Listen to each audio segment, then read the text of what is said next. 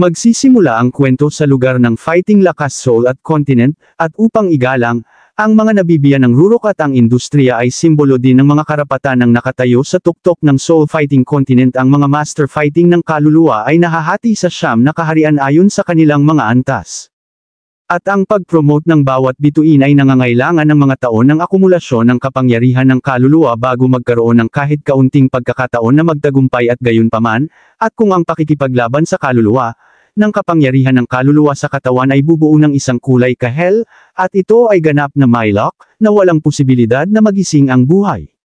At makikita ang isang nakaluhod na pinapagilitan ng kanyang ama na si Luo Xiaotian na pinuno ng pamilya Luo. At sa kasabay sabi ng kanyang ama na si Luo Xiaotian, talagang napahiya ang family Luo sa ginawa mo na iyon. At makikita ang ating bida na nakaluhod at ang pangalan ay Luo Chenyang, siya ang master ng Luo family. At makikita ang pinuno ng pamilya na si Mr. Ye at ang mga disciple niya, at sabay sabi ng pinuno ng pamilya Ye, bakit nagagalit ang pinuno ng pamilya Luo at ang tinatawag na marriage contract noon ay maglaro ng Guanjiang, at ngayon, kami, Yero, ay nagising ang ikalimang baitang espiritu ng pakikipaglaban at pinaburan din siya ng Martial Arts Academy, ang numero 1 akademya sa Tiandao Empire. At si Luo Chen ay malapit ng mag-12, ngunit hindi niya nagawang gisingin ang kanyang fighting spirit at alam ng lahat na siya ay isang basura sa pamilyang Luo. At sa totoo lang, nandito ako ngayon in behalf of the martial arts school. Napakagaling na ng schoolgirl na si Rower. At ang mga regalo at boto ay tiyak na lilikha ng mga bihirang talento. At sa mga araw na iyon na kadalasan ay isang biro ang gumawa ng appointment, ngunit hindi ito posible. Para maging mantsa sa schoolgirl, at sana ay unahin ng pinuno ng pamilya Luo ang pangkalahatang sitwasyon. At lumipat pa ang pamilya Ye sa Martial Arts Academy, at ang batang ito ay martial arts lamang ng 3-star fighting spirit queen. At ako na isang kabilang sa pamilyang Luo, ay hindi kayang saktan ang akademya iyon lang at dahil nagsalita ng personal ang isang martial arts student. At nagsalita ang isang pinuno at sabay sabi, teka, hindi naintindihan ni Patriarch Luo. Sa totoo lang, umaasa kaming na magsisimula ng pamilya Luo at ang pagbuwag ng engagement. At walang ginagawa ang young master ng pamilya Luo at alam din ng pinuno ng pamilya sa kanyang puso na hindi siya karapat-dapat sa ating Yero. At biglang tumayo ang ating bida na nahihirapan. Mas lalong nagalit ang kanyang ama at sabay sabi, tanga. Sino ang nagpahintulot sa iyo na bumangon? At nagpakawala ng atake ang kanyang ama. At nataman si Luo Chenyang at napasabi na lang si Luo Chenyang ng ama. At sabay habol ng kanyang ama, huwag mo akong tawaging ama, ampun ka lang na hindi ko sinasadyang napulot ka. At akala ko isa kang masamang halimaw, pero mali ang paghusga ko, ikaw at isa basura sa pamilyang Luo.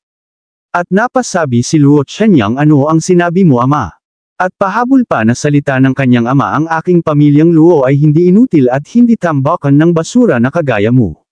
At mula ngayon, wala nang Luo Chen sa aming pamilyang Luo. At napatayo na lang si Luo Chenyang at sabay sabi, para sa kapakanan ng pamilya at kompetisyon. At ang aking ama ay wala pakialam sa relasyon ng mga mag-ama, at tinuring niya akong isang inabandunang anak. At ang Fighting Soul Continent ay orihinal na isang mundo kung saan ang mahihina ay biktima sa isa't isa. At ang tanging bagay na dapat sisihin ay ikaw na isang basura. At napatingin ang lahat kay Luo Chenyang. Makikita ang dalawang tagabantay na pinagnag-uusapan si Luo Chenyang at sabay sabi sa hindi inaasahang pagkakataon, si Luo Chen ay pinaalis ng pinuno ng pamilya. At hindi nakakagulat na ang pinuno ng pamilya ay galit na galit, ang pamilya ay gumugol ng labis na pagsisikap sa kanya sa mga nakaraang taon, at sa huli siya ay pinalayas. Habang papaalis ang pinuno ng pamilya Luo, sabay sabi niyan sa hanggal na pinuno ng pamilya Ye, ano, nasiyahan ka na ba? Mula ngayon, wala nang Luo Chen sa pamilya Luo. Lumapit ang isang babaeng disciple na si Yeru at sabay sabi sa atin bida, okay ka lang ba? Narito ang isang one soul pill. Sana ay makatulong ito sa iyong pinsala. At tinapik ni Luo Chenyang ang binibigay na hanggal na babae at nabigla ang babae sa ginawa ni Luo Chenyang. At papaalis na sana si Luo Chenyang, ngunit may humawak sa kanyang kamay at nagsalita ang hanggal na humawak sa kamay ni Chenyang at sabay sabi, mabait si Junior Sisterhood, bakit mo ginawa yun sa kanya? At napalingon sa likod si Chenyang sabay sabi niya sa hanggal na, hinihiling mo ba sa akin na mag-aral ako ng mabangis na saloobin? Thank you. Ang ibig mo bang sabihin ay ang pamilyang Ye na putulin ang pakikipag-ugnayan ay isang pagpapala? At nabitawan na nga ng Hangul ang kamay ni Chen Yang at habang papalabas si Chen Yang bainutaan niya ng Hangul at sabay sabi sa lalong madaling ay panahon at pagsisisihan mo ang ginawa mo ngayon. Ang bastardo na ito, talaga hindi niya alam ang mga puso ng mabubuting tao. At nakakatuwa na napakalaki ng soul power sa katawan ng batang ito. At sa isang maliit na bodega makikita sa labas na sobrang lakas ng ulan. At makikita sa loob si Chen Yang na nang nagko-cultivate at sabay sabi ampon na anak. Haha, pero, sa puso niya ako at parang wala talagang silbi. At naisip niya ang mga sinasabi ng kanyang amaan Ren, masisisi ka ni Liuneng sa pagiging talunan. At nakalipas ang mga ilang minuto ay malapit na niya mabuo ang fighting spirit niya. Pinagtipon-tipon niya ang kanyang makapal na kapangyarihan ng kaluluwa ay tanda ng tagumpay. At mas lalo kumapal ang kanyang kapangyarihan na nilalabas ng kanyang katawan at kanya naalala ang mga sinabi ng kanyang ama na masasakit na salita na ampun ka lang. At ang pamilya Luo ay lubos mong pinahiya, at pinalayas siya ng kanyang ama at tinawag siya na isang basura na hindi kayang gisingin ang fighting spirit mga bagay, hindi sila kailangan ng pamilya Luo. Pumunta at ipaglaban ang iyong sarili. Basura. At napasabi si Chen Yang nang hindi ako basura sa halip na mamuhay ng walang aksyon, mas mabuting subukan ko.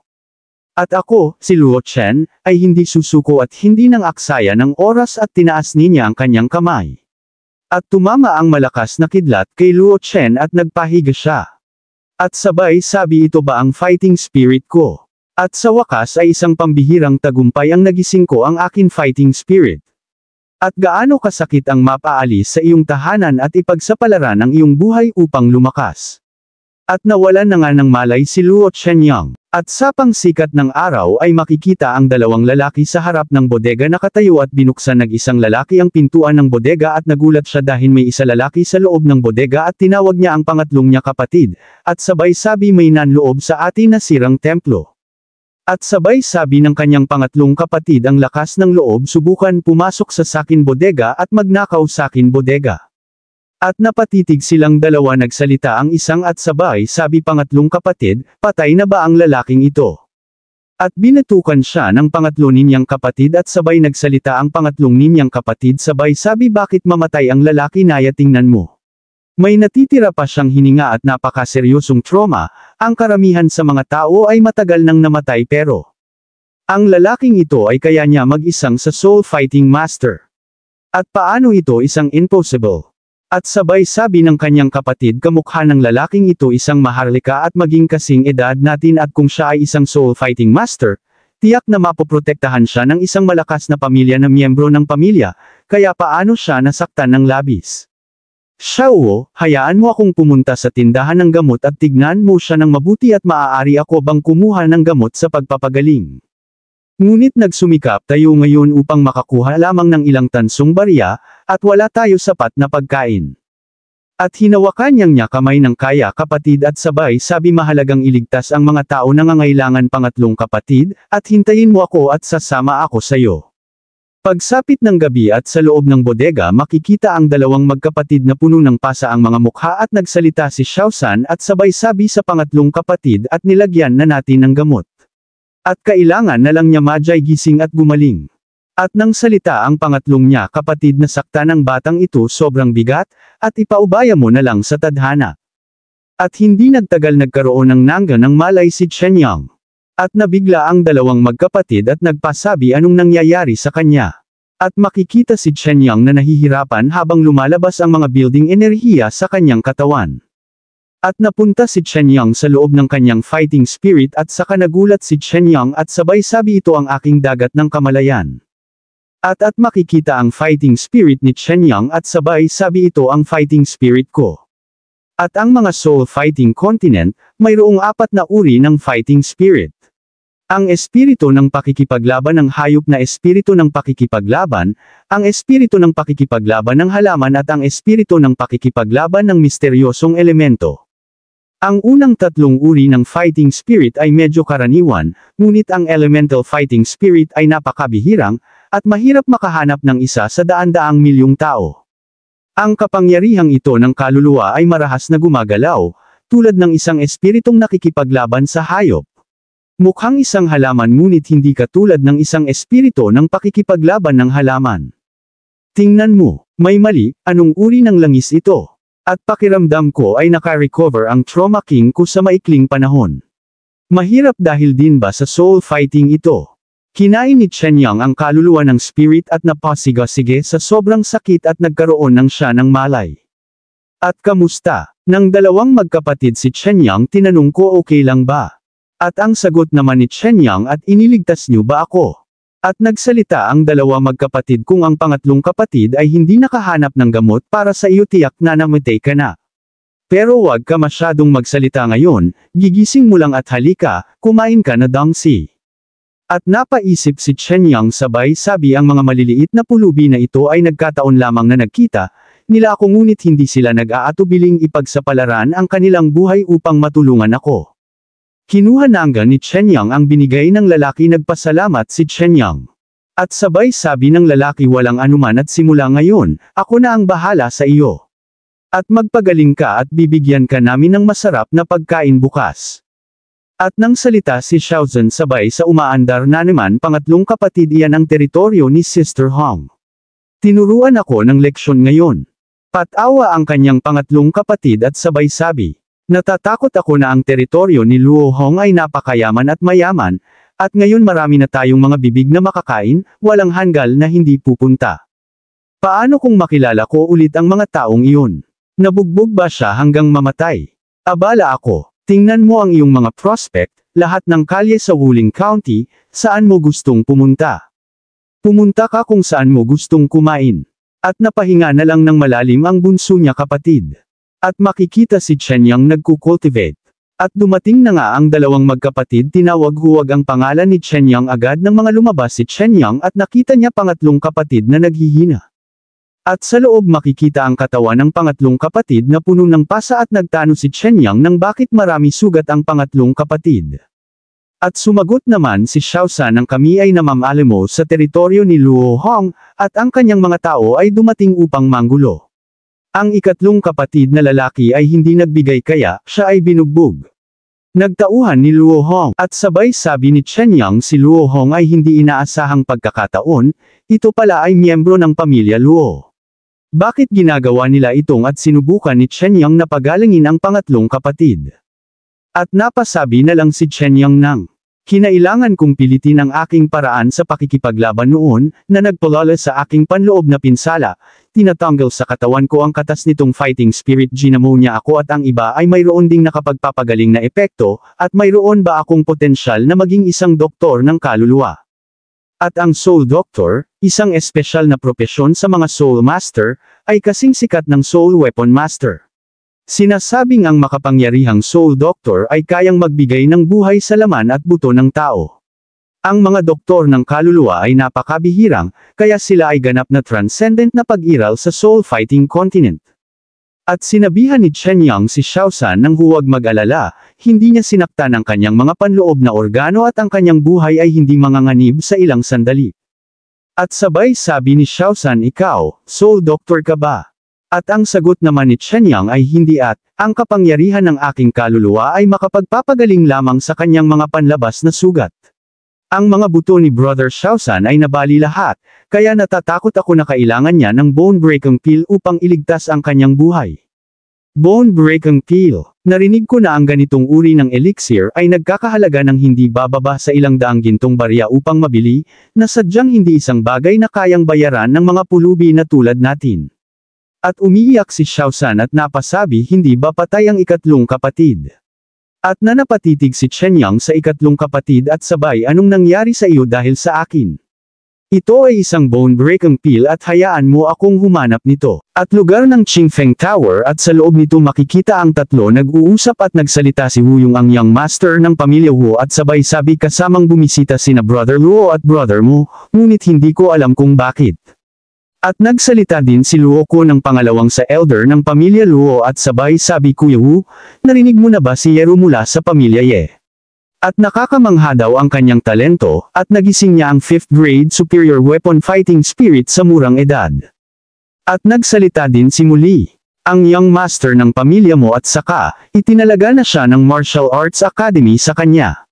Kung magiging maayos siya sa hinaharap, pumasok sa Martial Arts Academy at nawalang siya lugar para sa mga maharlikang pamilya tulad namin sa Wuling County.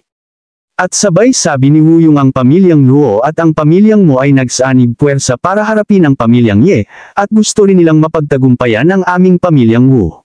At may dumating na isa babae at sabay sabi nagnenegosyo lang ang pamilya Wu, hindi nag-aaway sa pagitan ng mga maharlikang pamilya at sinabihan niya si Wuyong na naghihintay si Chenyang sa kanyang. At agad naman tumayo si Wuyong at pumunta kay Chenyang. At makikita si Chenyang na naghihintay kay Wuyong at hindi nagtagal nakaraatin din si Wuyong at nagsalita si Wuyong at sabay sabi Luo Chen, ang iyong pamilya ay buhay pa ba si Guy? At akala ko patay ka na. At nagsalita din si Chenyang at sabay sabi Wuyong, pumunta ako dito sa pagkakataong ito para humingi ng isang bagay. Ano ang hinihingi mo bagay Chenyang? Ang gusto ko ang mga ilustrasyon ng fighting spirit na nakolekta ng pamilya mong Wu at Bone Breaking Peel. Tsaka sabay sabi ni Wuyong ang librong inilarawan sa espiritu ng pakikipaglaban ng aking pamilyang Wu ay isa sa pinakamahusay sa Wuling County at ang Bone Breaking Peel ay isang bihirang elixir na mahirap hanapin. At ikaw, nabalitaan ko na pinalayas ka sa pamilya Luo dahil hindi mo nagising ang iyong fighting spirit. At sabay sabi din ni Chenyang paano? Sa tingin mo ba pagkatapos kong iwan ang pamilya Luo, hindi ko na kaya at kung nawala ang iyong tagapagtaguyod at wala itong halaga sa iyong mga mata? At sabay sabi ni Wuyong Kuya Chenyang, masyado kang nag-iisip at narinig ko lang ang ilang chismis sa labas. Wala nang pagsubok. Ipapaalam ko sa iyo para sa iyong sarili. At inatake ni Chenyang si Wuyong at napatansek si Wuyong sa lakas ng atake ni Chenyang. At nagsalita si Wuyong at sabay sabi Luo Chen, ano ang gusto mong gawin? Binabalaan kita, kung maglakas loob kang patayin ako. At nagulat si Wuyong at sabay sabi ang sugat ko, paano gumaling ang sugat ko sa isang kisap mata? Kuya Chenyang ikaw, at iyong fighting spirit ay nagising na. Soul doctor pa rin kaya siya. Hindi na kailangang gumawa ng ganoong kaguluhan, sadyang ang kapangyarihan ng kaluluwa ay nasira at nakarating sa 2-star soul fighting realm. At napasabi na lang si Wuyong nang ang mga alingaw-ngaw ng mga salita ay talagang hindi karapat-dapat paniwalaan. Si Brother Chen ay isang 2-star sa murang edad Soul Master at ang bobo talaga ng pamilya Luo, at kaya ilalarawan nila ang isang henyo na kayang baguhin ang kapalaran ng pamilya at bilang isang basura at itaboy siya sa pamilya Luo. Hindi alam ng pamilya Luo ang tungkol sa paggising ng aking fighting spirit. At dahil ang pamilya Luo ay hindi marunong gumamit ng ginto at jade, bakit hindi sumama si Brother Luo sa aking pamilyang Wu? Anong ang ibig mo sabihin? Walang alam si Kuya Chen at kamakailan, ang First Academy ay isa sa mga nangungunang super college sa Tiandao Empire, ay darating sa Wuling County upang mag-recruit ng mga estudyante, at sinasabing nakapagbigay ito ng 3 lugar. Ng Diyos ni Brother Yiluofu ay isa sa 3 pangalan na ito ay maaaring sa iyo.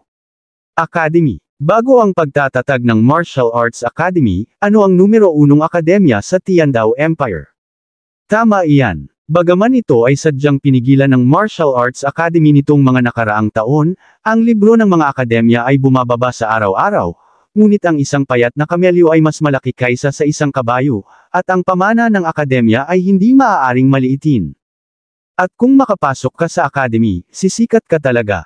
Nang mabilis lang at bukod dito, ang akademya ay gumastos ng maraming pera sa oras na ito. At ang mga karapat-dapat na pumasok sa akademya ay makakatanggap ng Tungluo Peel. Tungluo Peel, ang second grade top soul peel, ang peel na ito ay maaaring mag-dredge ng mga meridian at palawakin ang soul veins. Ito ay may malaking impluensya sa hinaharap na paglilinang ng mga taong kaluluwa. At gayunpaman, ang Tungluo Peel na ito ay palaging mahal ngunit hindi mabibili. Ang isang maliit na lugar tulad ng Wuling County ay karaniwang kabilang sa maalamat na elixir. Young Master, hinihimok ako ng 2 Young Master na sina Luo at Mo, at mukhang hindi sila nasisiyahan. At kung hindi sila nasisiyahan sa bagong pakete, at hilingin lamang sa kanila na bumalik. Oo, napakahalaga ng 3 lugar na ito. Kapag dumating ang malalakas na lalaki mula sa akademya, tiyak na magkakaroon ng madugong bagyo sa Wuling County. Gayunpaman, wala akong ideya na sumali sa pamilyang Wu Bao sa ngayon. Wala ako magagawa sa desisyon mo at ilabas ang gusto ni Brother Chen. Brother Luo, narito ang mga bone-breaking pills na gusto mo at ang fighting spirit na mga ilustrasyon na nakolekta ng pamilya Kung Wu sa mga nakaraang taon. At kinuha na nga ni Chen Yang at nagpasalamat kay Wu Yung. Haha, si kapatid na Chen ay napakagalang. Ang mga panlabas na bagay na ito ay walang halaga kumpara kay kapatid na Luo. Kapatid, mayroon pa akong 100 gintong barya dito, tanggapin mo rin ito. Ako, si Luo Chen, ay tatandaan ng kabaitang mo na ito at umalis nga si Chen Yang at naiwan si Wu Yung at ang alagad niya at nagsalita ang alagad ni Wu Yung at sabay sabi, Young Master, itong bone-breaking pill ay isang first-grade elixir. Ibinibigay mo ba ito sa kanya ng ganito? At ngayon lang, for his sake, umorder ka, hindi masaya ang mga young masters ng pamilya Luo mo. Mas mainam na maglagay ng icing sa cake kaysa magbigay ng tulong sa oras ng pangangailangan at kumuha ng pangmatagalang pagtingin. Si Luo Chen ay napakatalino at kung makikipagkaibigan siya sa hinaharap na Soul Doctor, ano ang ibig sabihin nito ngayon? At nakalabas nga nagtuluyan si Chen Yang sa loob ng palasyo at nagsalita si Chen Yang gamit ang bone-breaking pill na ito, at siguradong gagaling ang injury ng ikatlong kapatid sa loob ng kalahating buwan. At nakasalubong ni Chen Yang ang mga Hangul at nagsalita ang Hangul sabay sabi, haha, akala ko ay isang kilalang panauhin ang nakagabala kay Wu Yang. Hindi ba yan ang henyo ng pamilya Luo, ng basura? At ang mabubuting aso ay lumaya sa daan, at lumayo sa daan. Ito ay kawili-wili, kapatid na Luo, tila ikaw, ang taluna ng pamilyang Luo.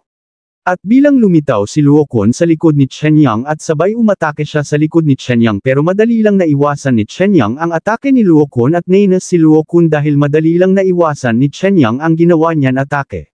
At napalingon si Chen Yang sa mga Hangul at sabay sabi, Luo Kun, isa ka talaga kaaway na daan, at muli kayo nagkatagpo ng isang tao mula sa pamilya Luo.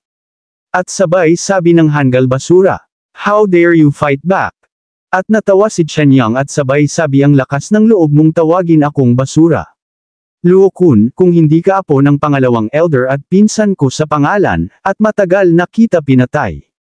At nena si Luo Kun at susugadan na niya sana si Chen Yang pero pinigilan siya ni muli at sabay sabi, kapatid na Luo, hindi kailangang magalit. Ngunit narinig ko na si Luo Chen ay nagsanay ng soul training sa edad na 3 at naging 1-star soul fighting master sa edad na 6 na walang fighting soul at masasabing isa siyang henerasyon ng mga electronic talents. Henyo, nguso, Nax, katawa-tawa, matagal na siyang pinalayas sa pamilya Luo at kahit na siya mayroong ilang mga talento sa nain, ngunit ang isang basura na hindi magising ang espiritu ng pakikipaglaban ay isang basura pa rin pagkatapos ng lahat. At tinuro na Hangul na si Luo Kun ang ating bida at sabay sabi ng Hangul na si Luo Kun, ikaw gamulong at lumuhad sa lupa at naghihintay sa iyong kapalaran. Wala akong panahon upang mag-aksaya ng oras sa iyo dito at kung wala kang gagawin, mangyaring gawin mo ya sa iyong sarili. At sumipa ang Hangul at madali lang naiwasan ni Chen Yang ang ginawa pagsipa ng Hangul. At nagsalita si Chen Yang at sabay sabi, Luo Kun, huwag masyadong lumayo. At may nabuo hugis sandata sa kamay ng Hangul at sabay sabi, hindi mo lang inalis ang posisyon ng Young Master, at pinaburan ka rin ng pinuno ng bahay dahil sa iyong tinatawag na talento ng basura. At nagpapahangin ka pa ba na parang Young Master sa harap ko ngayon? Ofal, matagal ka na ito hinintay at ilalagay ka ng batang master na ito sa isang tuwid na posisyon at ipaalam sa iyo ang kapalaran ng bastard. At isa akong 3rd grade na espiritong lumalaban sa sandata at isang 1st rate na fire stick. Tingnan natin kung paano mo ito maiiwasan.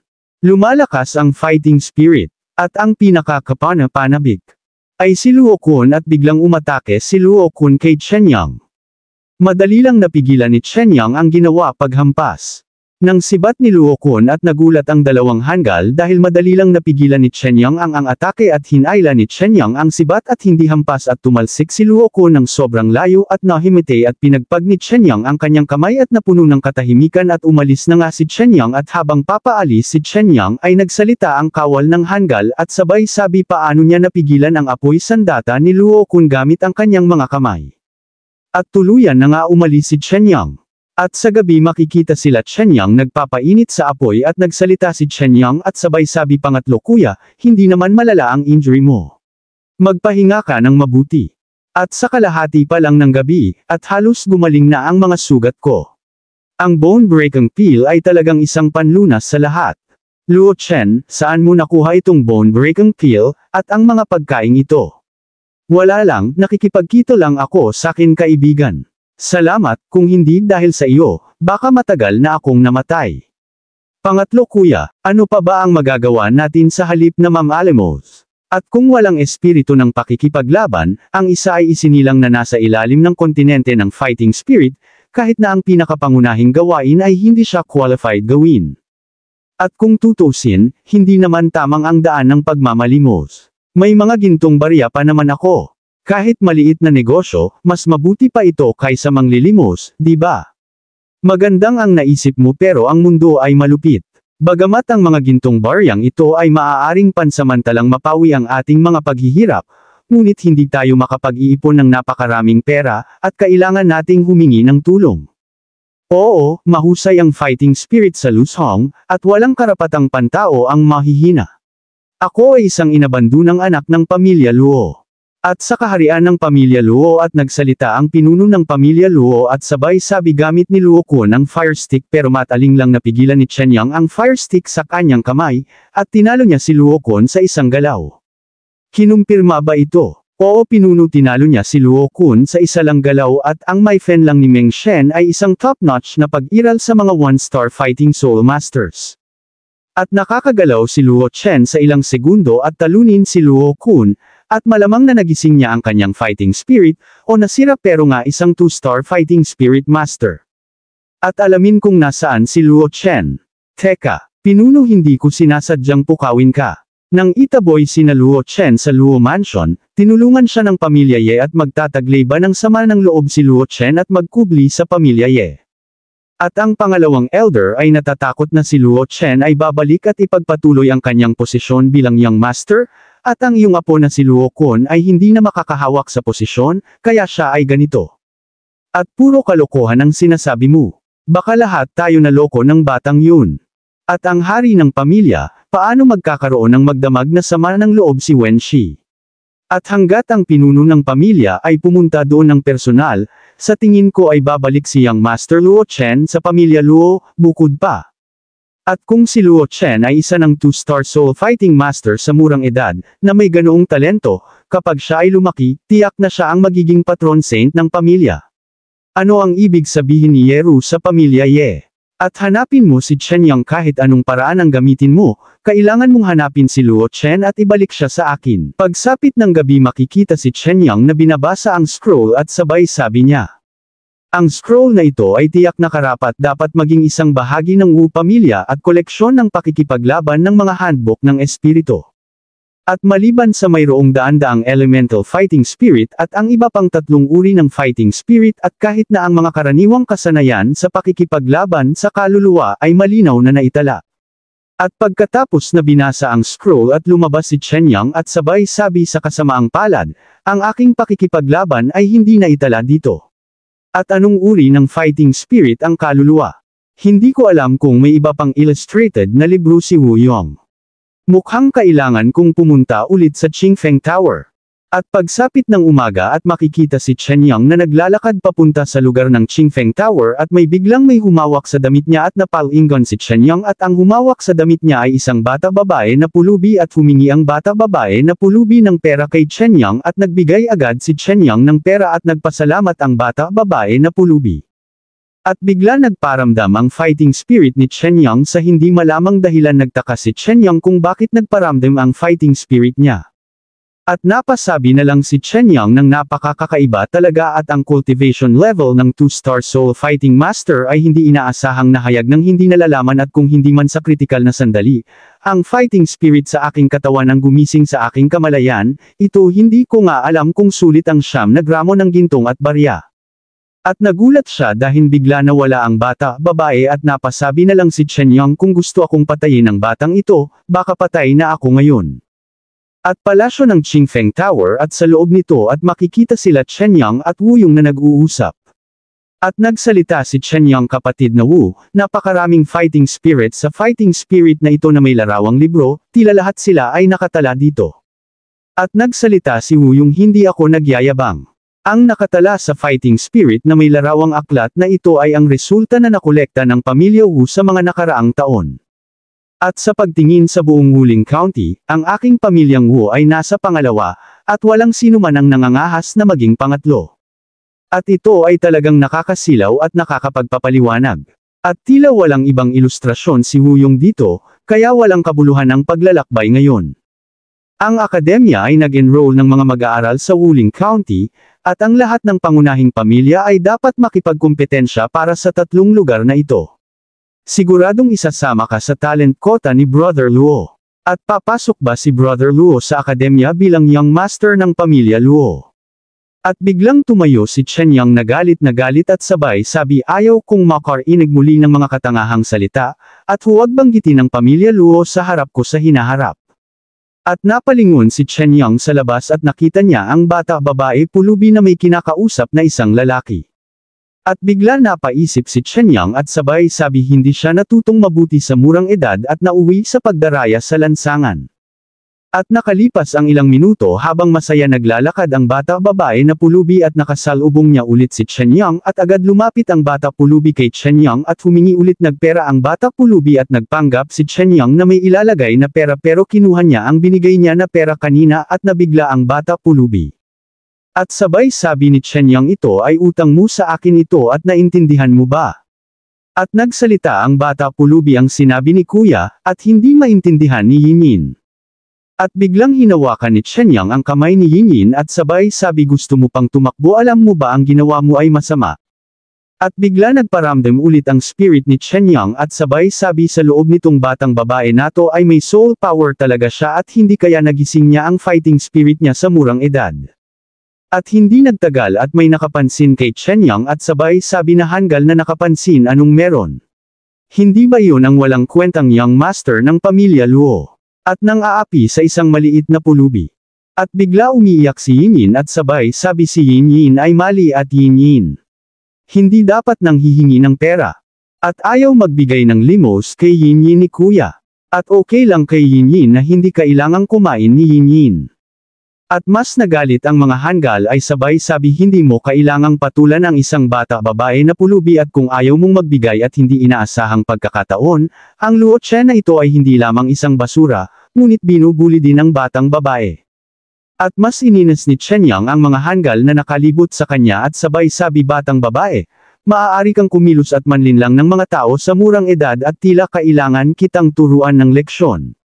At binuhan ni Chen Yang ang bata babae at papaluan na niya sana ang puwet ng bata babae pero biglang pinigilan ni Yero ang kamay ni Chen Yang at pinagsabihan niya si Chen Yang at sabay sabi, Chen Yang, bakit ka nang aapi ng batang babae sa kalye?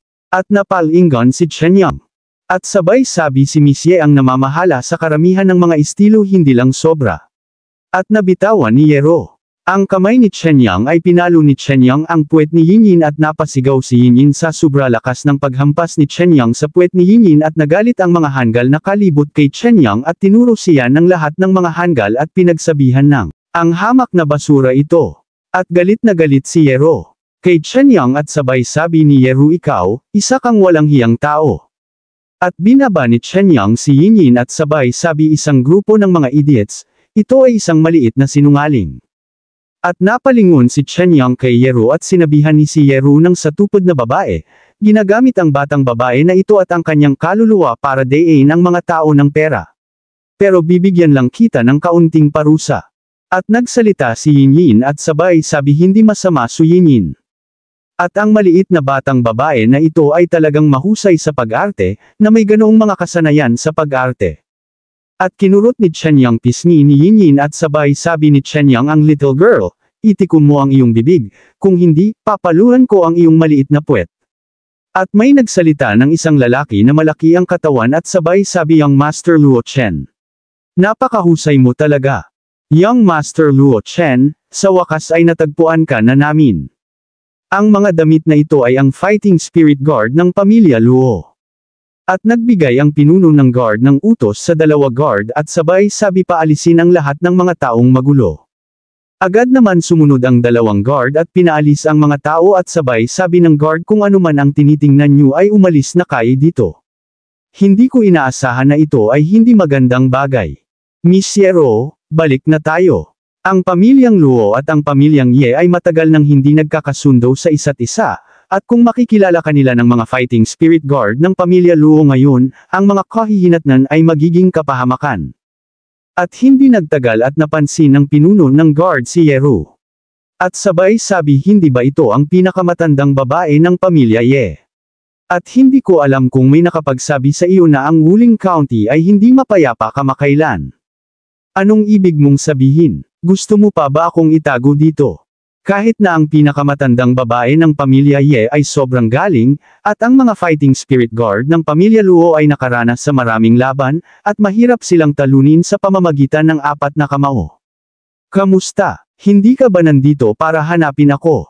At si Luo Xiaotian ba ang gustong lipulin ako? At nabalinggan ang pinuno ng guard at sabay sabi, mali ang pagkakaintindi ng young master. Matagal ka naming hinahanap sa utos ng pinuno ng pamilya. At ang dahilan ay para hilingin na bumalik ka na. Ako, si Luo Chenyang ay isa lamang talunan at hindi matatawag na young master ng pamilya Luo. At napatawa ang pinuno ng guard at sabay sabi, young master, nagbibiro ka. Young master, bumalik ka na may talento at natalo mo si Master Luokon sa isang galaw. Ang antas ng paglilinang ay dapat maabot at ang hindi bababa sa 2 star na Soul Fighting Master level. At isang panghabang buhay na Soul Master. Hindi kaya itinago ni Luo Chen ang kanyang lakas. At nagsalita na ang pinuno ng angkan. Hanggat babalik ka, young master, bubuksan niyang muli ang Ancestral Hall at personal na muling tukuyin ang iyong pagkakakilanlan. At pinas na sabi ni Chenyang ay sa tingin mo ako ay isang aso na dumarating at aalis sa sandaling tawagin mo. Wala na akong kinalaman sa pamilya Luo. Hindi na ako babalik sa pamilya Luo. Tingnan mo yung master, pakiusap huwag mo kaming pahirapan. At tinanong namin si Mr. Shi na ayaw ng school na bumalik sa amin. Galit na galit ang may-ari ng bahay na hindi may iwasang saktan ang mga maliliit na pulubi sa nasirang templo. Biglang nagalit si Chenyang, hinawakan ang damit ng hanggal na guard at nagsalita ang guard at sabay sabi, kahanga-hanga ang talento ng young master, ngunit nakakalungkot na bata pa ito at masigla at walang karanasan. At naisip niya ang 2 niya kapatid at kaya binitawan na lang ni Chenyang ang damit ng hanggal na guard. At sabay sabi ng hanggal, patawarin mo ako, young master. At napalingon na lang si Chenyang kay Yinyin, sinabihan niya si Yinyin ng ang huling bagay na ginamit ko ay ang pagguhit sa unang pagkakataon, kaya hindi ko na ito magagawang muli. At sabay sabi ni Yinyin, sasama ba si kuya sa mga masasamang tao ito? At hinawakan ni Chenyang ang ulo ni Yinyin at sabay sabi, wala na akong magagawa at hindi kayang talunin ni kuya ang mga masasamang ito, kaya sasama na lang siya sa kanila. At sinabihan din ni Chenyang si Yero nang huwag hayaan silang sumunod sa 2 taong walang katuturan. At tinawag na nga ng guard si Chenyang ng young master, miyembro ito ng pamilya Ye. Bakit hindi muna pauwiin ng nakababata ang young master at iba pang fighting soul guards? At nagalit si Chenyang at pinalabas ang kanyang fighting spirit at sabay sabi, kung sa tingin mo ay maaaring pigilan ako ng isang tao at ang iba pa, okay lang bang manatili dito ang fighting soul guard? Agad naman sumagot ang pinuno ng guard ng oo habang kinakabahan. At linapitan ni Chenyang si Yero. Sabay sabi, tanggang babae. At tuluyan na nga umalis sila Chenyang at ang guard at naiwan sila Yero at ang kasama niya babae. At napasabi na lang si Yero nang ang bastos na iyon. At hindi nagtagal nakarating na sila Chenyang sa gate ng pamilya Luo at sabay sabi ni Chenyang, pagkatapos lamang ng ilang araw, muli akong tumapak dito, at talagang naramdaman ko na iba ang mga bagay. At pakiramdam ko. At may nagsalita ng, hindi ba ito ang basura ng aking pamilyang Luo? At makikita ang hanggal na babae na nagsalita at sabay sabi, kung hindi ka makaligtas, at bakit ka babalik ng walang hiya ang mukha? Tingnan mo. At pagkatapos ay nagkaharap sina Luo Chen at Luo Hong. Ito ay talagang kawili-wili na si Luo Chen, ang tauna na iyon, ay hindi gustong magalit sa labas, ngunit bumalik siya upang hanapin ang kamatayan.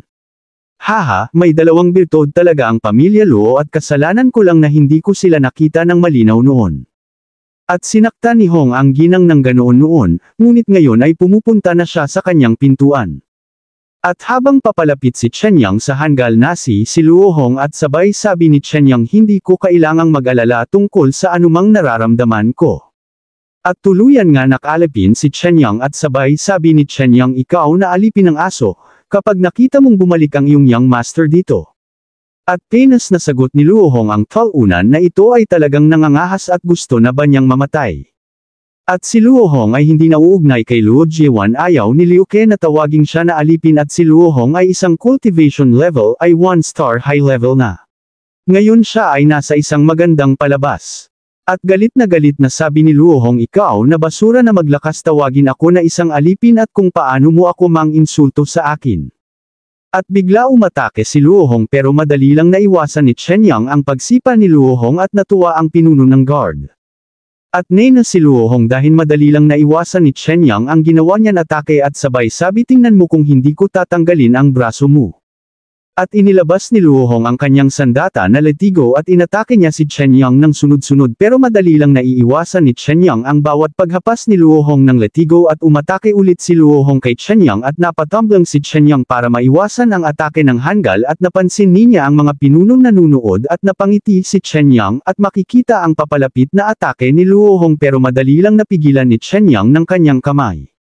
At napasabi ang nasa tabi ng pinuno ng ano sa tingin mo pinuno at napasabi ang pinuno ng pamilya Luo ng ang aming pamilyang Luo ay hindi nagtatapon ng basura, kung hindi man lang siya manalo laban kay Luo Hong at ang akademya ay nagre-recruit ng mga estudyante sa Wuling County sa pagkakataong ito, at ang mga makapasa ay makakatanggap ng Tungluo Peel. Ang aking cultivation level ay natigil sa 4-star soul fighting coin realm at may mga itlog. Ang Tungluo Peel ay maaaring palawakin ang mga ugat ng kaluluwa, ito lang mang peel, makapagbibigay sa akin ng pag-asa na makalusot sa isang iglap at makapasok sa 5-star Soul Fighting Master Realm. Tungkol sa kota ng pagpapatala sa pagkakataong ito, hindi magagawa ng aking pamilyang Luo dapat kumuha ng isa. Si Luo Chen ang may pinakamalaking tsansa na manalo. At umatake. Ulit si Luo Hong kay Chen Yang at sabay sabi, basura, papatayin kita. At madali lang napawala bisa ni Chen Yang ang atake ng hanggal gamit ang kanyang kamay at sabay sabi ni Chen Yang, gusto talaga akong patayin ng babaeng ito. At hinayla ni Chen Yang ang sandata na latigo ni Luo Hong at linagyan ni Chen Yang ang kanyang paa ng aura at inatake niya si Luo Hong at tumama ang atake ni Chen Yang sa katawan ng hanggal na si Luo Hong at napatalsik si Luo Hong ng malakas at nahimite at hinapakan ni Chen Yang ang nakahinga na si Luo Hong ng hanggal at sabay sabi ni Chen Yang, ang isang alipin ay isang alipin kung tutuusin, at hindi na ako magpapakita ng awa sa iyo sa susunod. At nabigla ang guard at sabay sabi, ganyan ba talaga siyang walang kabuluhan na katulad ni Luo Chen? At, talaga, si Luo Hong ay binugbog ng ganito. At pumasok na nga ng tuluyan si Chen Yang at binati nila siya at sabay sabi ng pinuno, ang 12 taong gulang na 2-star fighting spirit master ay talagang pambihira. At sa ganitong talento, bakit hindi dapat maging maunlad ang pamilya Luo? At sabay hinawakan ng pinuno ang balikat ni Chen Yang at sabay sabi, Chen Yang, ngayong na bumalik na ang iyong talento, handa ka bang bumalik sa pamilya Luo? At payag ka, sa iyo pa rin ang posisyon ng young master ng pamilya Luo. At hindi sumang-ayon ang dalawang hanggal sa sinabi ng pinuno ng pamilya Luo. Umatras si Chen Yang at sabay sabi, nagbibiro ang pinuno ng pamilya Luo. At nagsalita ang katabi ng pinuno at sabay sabi, Luo Chen, anong ang ibig mong sabihin? At pinigilan ng pinuno na ipagpatuloy ang sinasabi ng kanyang katabi. At inis na sabi ni Chen Yang, Master Luo. At nagpalabas ng apoy na aura ang pinuno ng pamilya Luo at sabay sabi, pagtataksil. Ngayon ayaw mo pang tawagin akong ama. At napanood si Chen Yang sa lakas ng pleasure ng aura ng pinuno Luo. At sabay sabi ni Chen Yang, ako, si Luo Chen Yung ay isang ampon lamang. Hindi lamang ako natiwalag sa pamilya Luo, ngunit ang aking pangalan, ay Luo Chen Yung, ay tinanggal pa sa puno ng pamilya. Kung gusto mo, pwede pa rin. Maaari ko bang itanong kung may karapatan pa ba akong tawagin ka na ama? At biglang natahimik ang lahat pero hindi nagtagal binasag ng pinuno ang katahimikan at sabay sabi, hindi man ikaw ang aking biological na anak, pero kung tutuusin, pinalaki kita ng napakaraming taon. At kung gusto mo, pwede pa rin. Hindi na kailangan. Bumalik ako ngayon para lang makita ka lang dahil na-miss na kita. Pero ilang araw na akong wala kain dahil iniisip kita at sa kasong ito, hindi kami magsasabi ng anumang masama sa'yo. Luo Chen, maganda ang pakikitungo sa iyo ng pamilya Luo nitong mga nakaraang taon.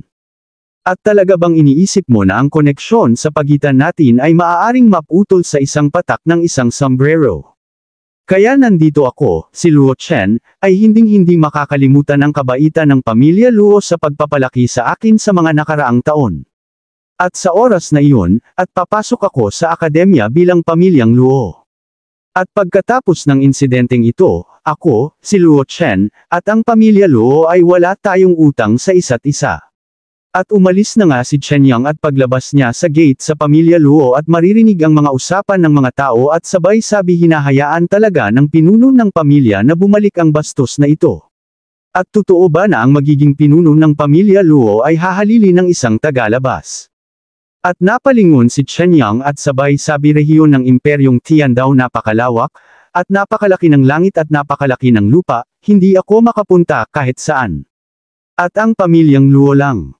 At umalis nga ng tuluyan si Chen Yang at habang payapa naglalakad si Chen Yang at may biglang lumapit sa kanyang at sabay sabi Young Master Luo, ang aking Young Master ay naghanda ng handaan para sa iyo at mangyaring pumunta sa Qingfeng Tower, tingnan mo si Wu Yong.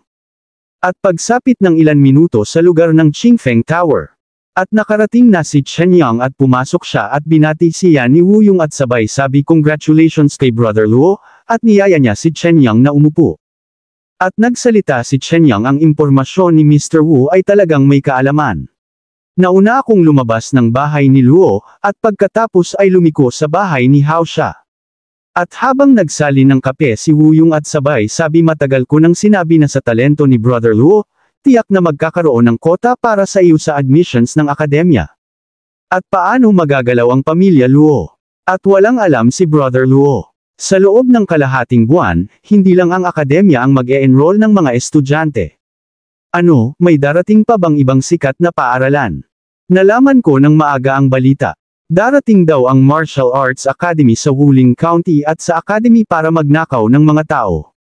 Nakakatuwa talaga, anong klaseng henyo ang lumabas sa Wuling County, at talagang naging sanhi ito ng dalawang universidad sa lantarang pagnanakaw ng mga tao. At ang taon kung kailan ang Martial Arts Academy at naisip ni Chen Yang si Yero. At sabay sabi ni Wu Yong si Brother Luo ay kasing talino ng isang demonyo. Baka nandito ang dalawang universidad para sa iyo. At kapatid na Luo, nag-aalala ka ba tungkol sa pagpapatala sa akademya sa kalahating buwan? Ang Wuling County ay mayroon pa ring ilang mahuhusay na soul fighting masters. At kung ordinaryong martial arts competition lang ang assessment content ng akademya, bagamat may cultivation skills ako, ay wala akong sapat na praktikal na karanasan. At kung gusto mo Brother Luo na pagbutihin ang iyong lakas, at maaari ka pumunta sa Soul Beast Mountain Range para maranasan ito. Pero ang Soul Beast Mountain Range ay nasa likod ng Wuling County. Pero balita ko di ba desyerto na? Bagamat isa na itong basurang lugar at limitado ang bilang ng mga kaluluwang hayop, pero gayunpaman, kapag ang mga anak ng mga pangunahing aristokratikong pamilya ay umabot sa hustong gulang, pupunta pa rin sila sa labas ng bulubundukin upang makakuha ng karanasan.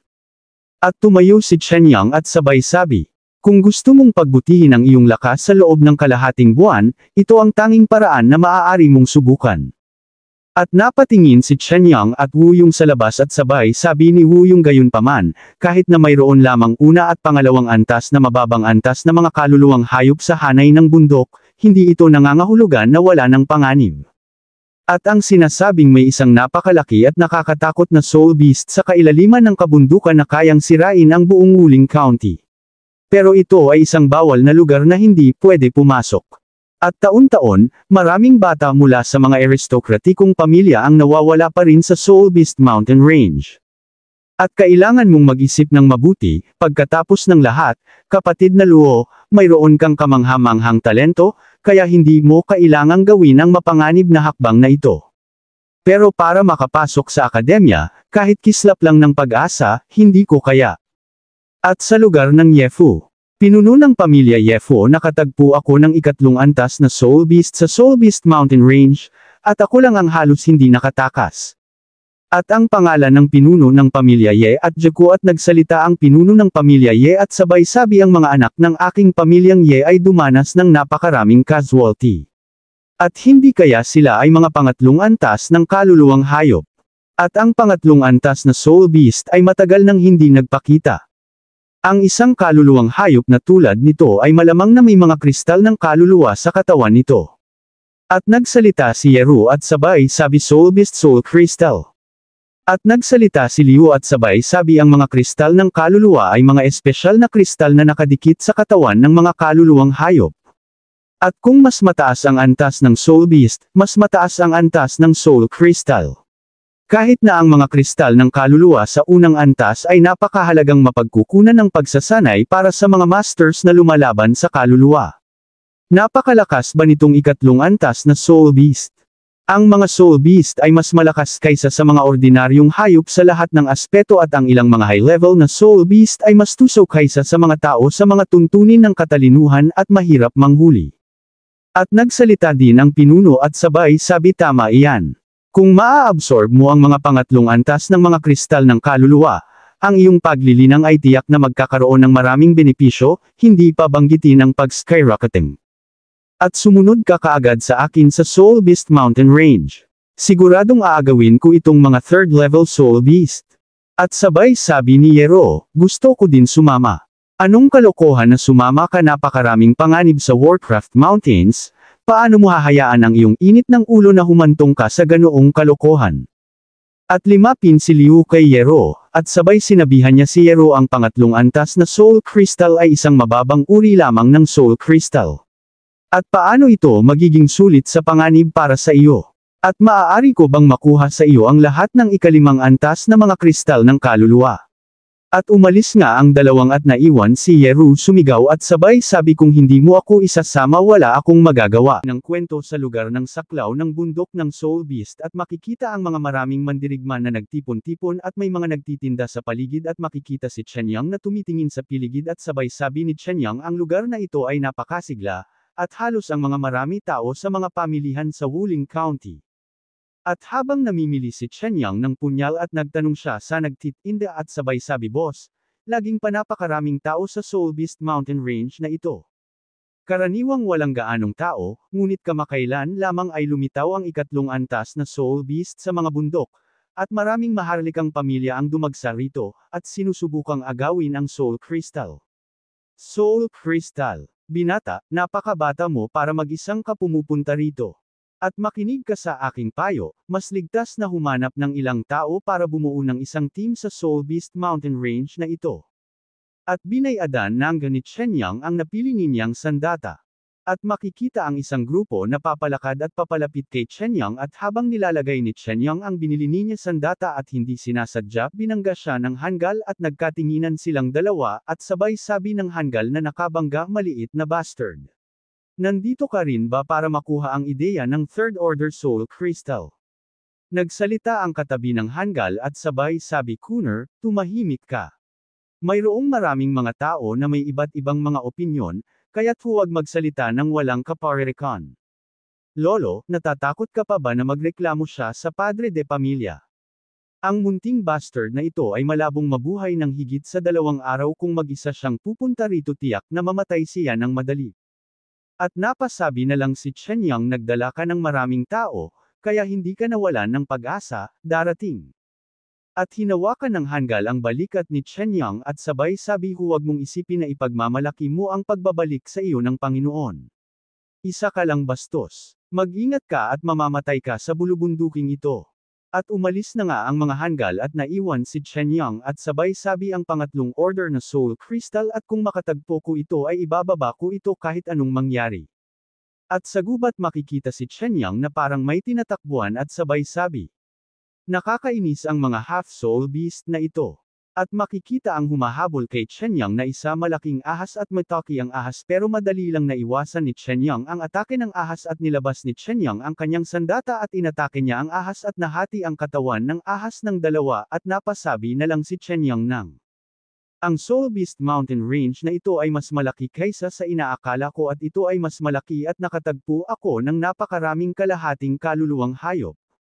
At makikita ang isang malaking halimaw sa likod ni Chenyang at umatake ang halimaw at napatalon si Chenyang at ibinato niya ang kanyang sandata sa ulo ng halimaw at agad kinamatay ng halimaw at sabay sabi ni Chenyang ang mga half-soul beast na ito, na nasa pagitan ng wild beast at soul beast, ay ilang beses na mas mahirap pakitunguhan kaysa sa mga ordinaryong hayop at hindi pa banggitin ang ikatlong antas na Soul Beast. At inilabas ni Chen Yang ang kanyang fighting spirit at pinagaling niya ang kanyang katawan at sabay sabi nagpapagaling man ang fighting spirit ko pero hindi niya kakayanin ang pagkaubos ng spirit power sa katawan ko at tama ang sinabi ng boss na iyon, mas madali talaga kung lalaban kami bilang isang grupo. At kailangan kong maghanap ng lugar para mabawi ang kapangyarihan ng aking kaluluwa at kahit na makatagpo ako ng pangatlong antas na Soul Beast ay mamamatay lang ako.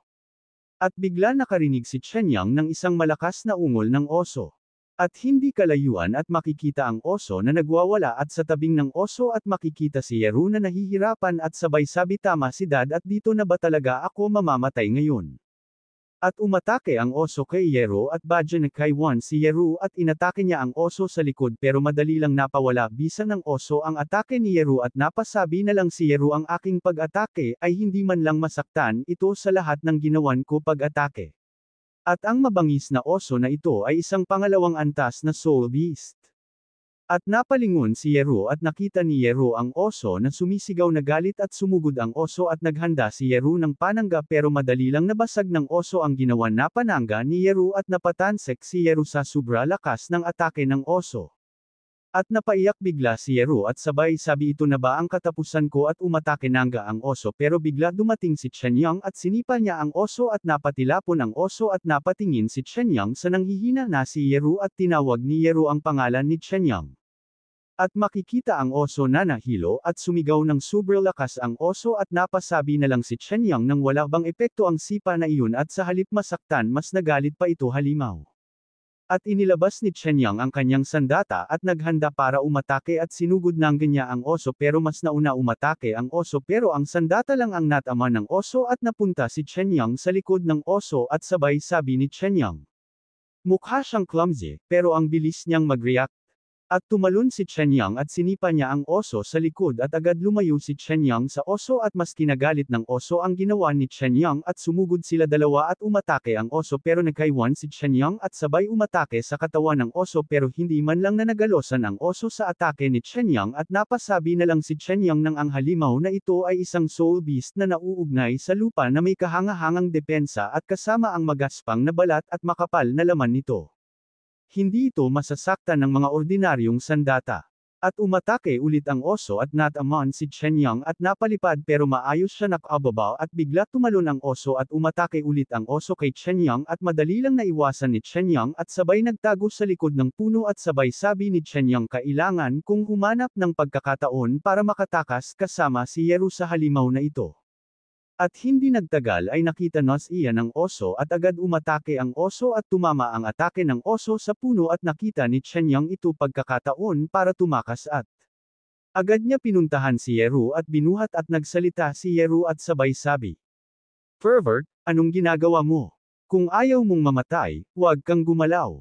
At makikita ang oso na pilit inaalis niya ang kamay niya na ipit at tuluyan na nga nakalayo sila Chen Yang at Ye Qingyu at napatitig si Yeru kay Chen Yang habang binubuhat siya ni Chen Yang at sabay tingin niya sa iba at sabay sabi niya sa isip niya. Hindi ba't isa kang 2-star soul fighting master? Bakit ka hinahabol na parang lobo? At ikaw ang marangal na anak ng pamilya Ye ba't ikaw lang ang nag-iisa dito at ano ang problema mo? Nakapuslit. At napanguso si Yeru. Hindi ito ang basura ng nagpag-aalaga sa aking mga gawain. At huminto si Chen Yang sa pagtakbo at binaba niya si Yeru at lumangon si Chen Yang sa paligid at sabay sabi naniniwala ka bang iiwan kita ngayon? At gamit ka bilang pain. Ang lakas ng look mo. At bigla napansin nila Chen Yang at Yeru ang dalawang lobo. At napasigaw si Yeru ng multo ang mata na lobo. At bigla sumugod ang dalawang lobo sa kanila Chen Yang at agad hinayla ni Chen Yang si Yeru para makaiwas sa atake ng dalawang lobo at nakaiwas. Nang matagumpay sila Chen Yang at Yeru at sabay sabi ni Chen Yang. Ang Ghost-Eyed Wolf ay isang wind-attributed soul beast at napakabilis nito ay medyo problema. Luo Chen, hindi ko na kaya hinahina na ako dapat tumakas ka ng mabilis at iwan mo na lang ako dito at napatigil si Chen Yang at sabay sabi ang babong babae ito kahit pusa o aso, hindi ko pababayaan na mamatay at kung tumakas ako mamamatay ka lang. At nakapagdesisyonan na ako na iligtas ka kahit ano ang masama mangyari at pinahiga ni Chen Yang si Yeru. At sabay inilabas ni Chenyang ang kanyang fighting spirit at sabay sabi ang bawat pakikipaglaban ng kaluluwa ay darating na may ilang mga kasanayan sa pakikipaglaban sa kaluluwa. Hindi kaya ang fighting spirit ko ang makapaghihilom lang ng sugat at hindi man lang maging agresibo. At mas inilakasan niya nilabas ang kanyang aura at saka sabay sabi paano mo malalaman kung hindi mo pa nasusubukan. Ang mga halimaw na ito ay patuloy na gumugulo sa akin, at kailangan kong harapin sila ng mabilis. At initaas ni Chenyang ang kanyang kamay at naglabasan ang mga ugat ng puno. At sabay sabi ni Chenyang ang aking soul fighting skill. At inatake niya ang lobo ng kanyang skill at naikutan ng ugat ng puno ang katawan ng mga lobo at namatay agad ang dalawang lobo. At sa lugar ng pamilya Ye makikita ang pinuno ng pamilya Ye na galit na sumisigaw at sabay sabi. Bakit mo ngayon lang iniuulat na nawawala si Yeru at ano ang ginagawa niyo nung umalis si Yeru dito? At napaisip si Liu at sabay sabi hindi sana hahanapin ni Junior Sister Ruerway ang Third Order Soul Beast ng mag-isa kung hindi kami nag-away tama ba? Kahanga-hanga ang talento ni Ruer mula noong bata pa siya. Siya ay kabilang sa aming pamilyang Ye at biglang nahulog ang baso at nabasag. At nagbigay ng utos ang pinuno at sabay sabi kahit nalibutin natin ang buong Soul Beast Mountain Range, para lang mahanap si Yeru at gagawin ko ito.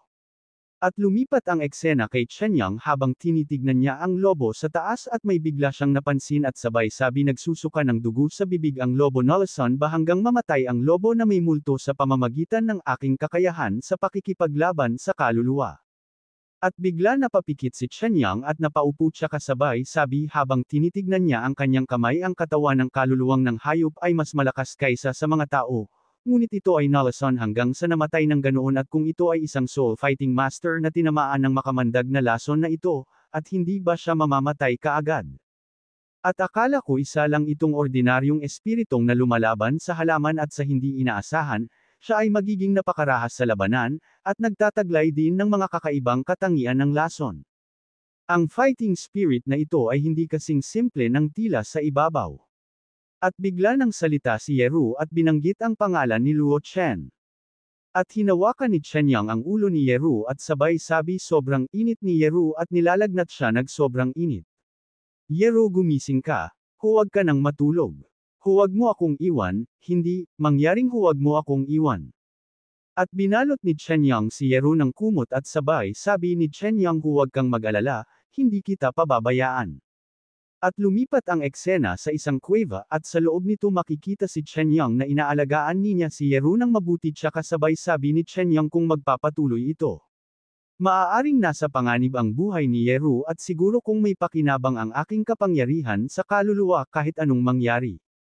Mahalagang mapababa muna ang lagnat ni Yeru at sinubukan ni Chenyang na pagalingin si Yeru at hindi nagtagal at umiepekto na ang ginagawa na paggamot ni Chenyang at tuwang-tuwa siya dahil umiepekto ang paggagamot niya at hindi nagtagal na tapos na si Chenyang sa paggagamot kay Yeru at hawakan niya ulit ang ulo ni Yeru kung mainit pa ba ito or hindi at sabay sabi habang pinagpapawisan sa wakas hamupa na ang lagnat ni Yeru. At biglang nakaramdam si Chenyang na paghilo at pagsakit ng ulo at sabay sabi habang nahihilo una ang mabangis na oso pagkatapos ang lobo na may multo. At ang hanggal na si Yeru at halos maubos ko ang lahat ng lakas ng kaluluwa ko para iligtas si Yeru at tuluyan nga nawala na malay si Chenyang at bumagsak kay Yeru at naipit niya at sa kagitnahan ng gabi bigla nang karoon ng malay si Yeru at sinampal niya si Chenyang nagsobrang lakas at bigla na nagising si Chenyang at hinawakan niya ang mukha niya at sinigawan niya si Yeru at sabay sabi bakit ka nananampal? At sabay sabi ni Yeru bakit ka nakahiga sa dibdib ko? Tanggang ka babae, tingnan mo ang iyong sarili. Hindi ko ba naintindihan at nahihiya sabi ni Yeru tinamaan ka ng bear kanina, yung injury mo. At hindi pinansin ni Chenyang ang sinabi ni Yeru. Pero may malasakit sa iyo ang mga tao, bakit hindi ka makapagsalita ng maayos? At biglang kinuha ni Chenyang ang kumot kay Yeru at sabay sabi ngayong madaling araw na at nawala na ang lagnat mo dapat kang pumunta sa high school sa lalong madaling panahon. At kung makatagpo siya muli ng pangalawang antas na Soul Beast, hindi siya magiging maswerte. Hindi ka ba aalis ang Soul Beast Mountain Range ay napakadelikado, at sa ating kasalukuyang antas ng paglilinang hindi tayo makakaligtas. Ang daan ng isang Soul Master ay laging puno ng mga tinak, kung ang lugar na ito isang mainit at nakakatakot na mensahe para sa hinaharap.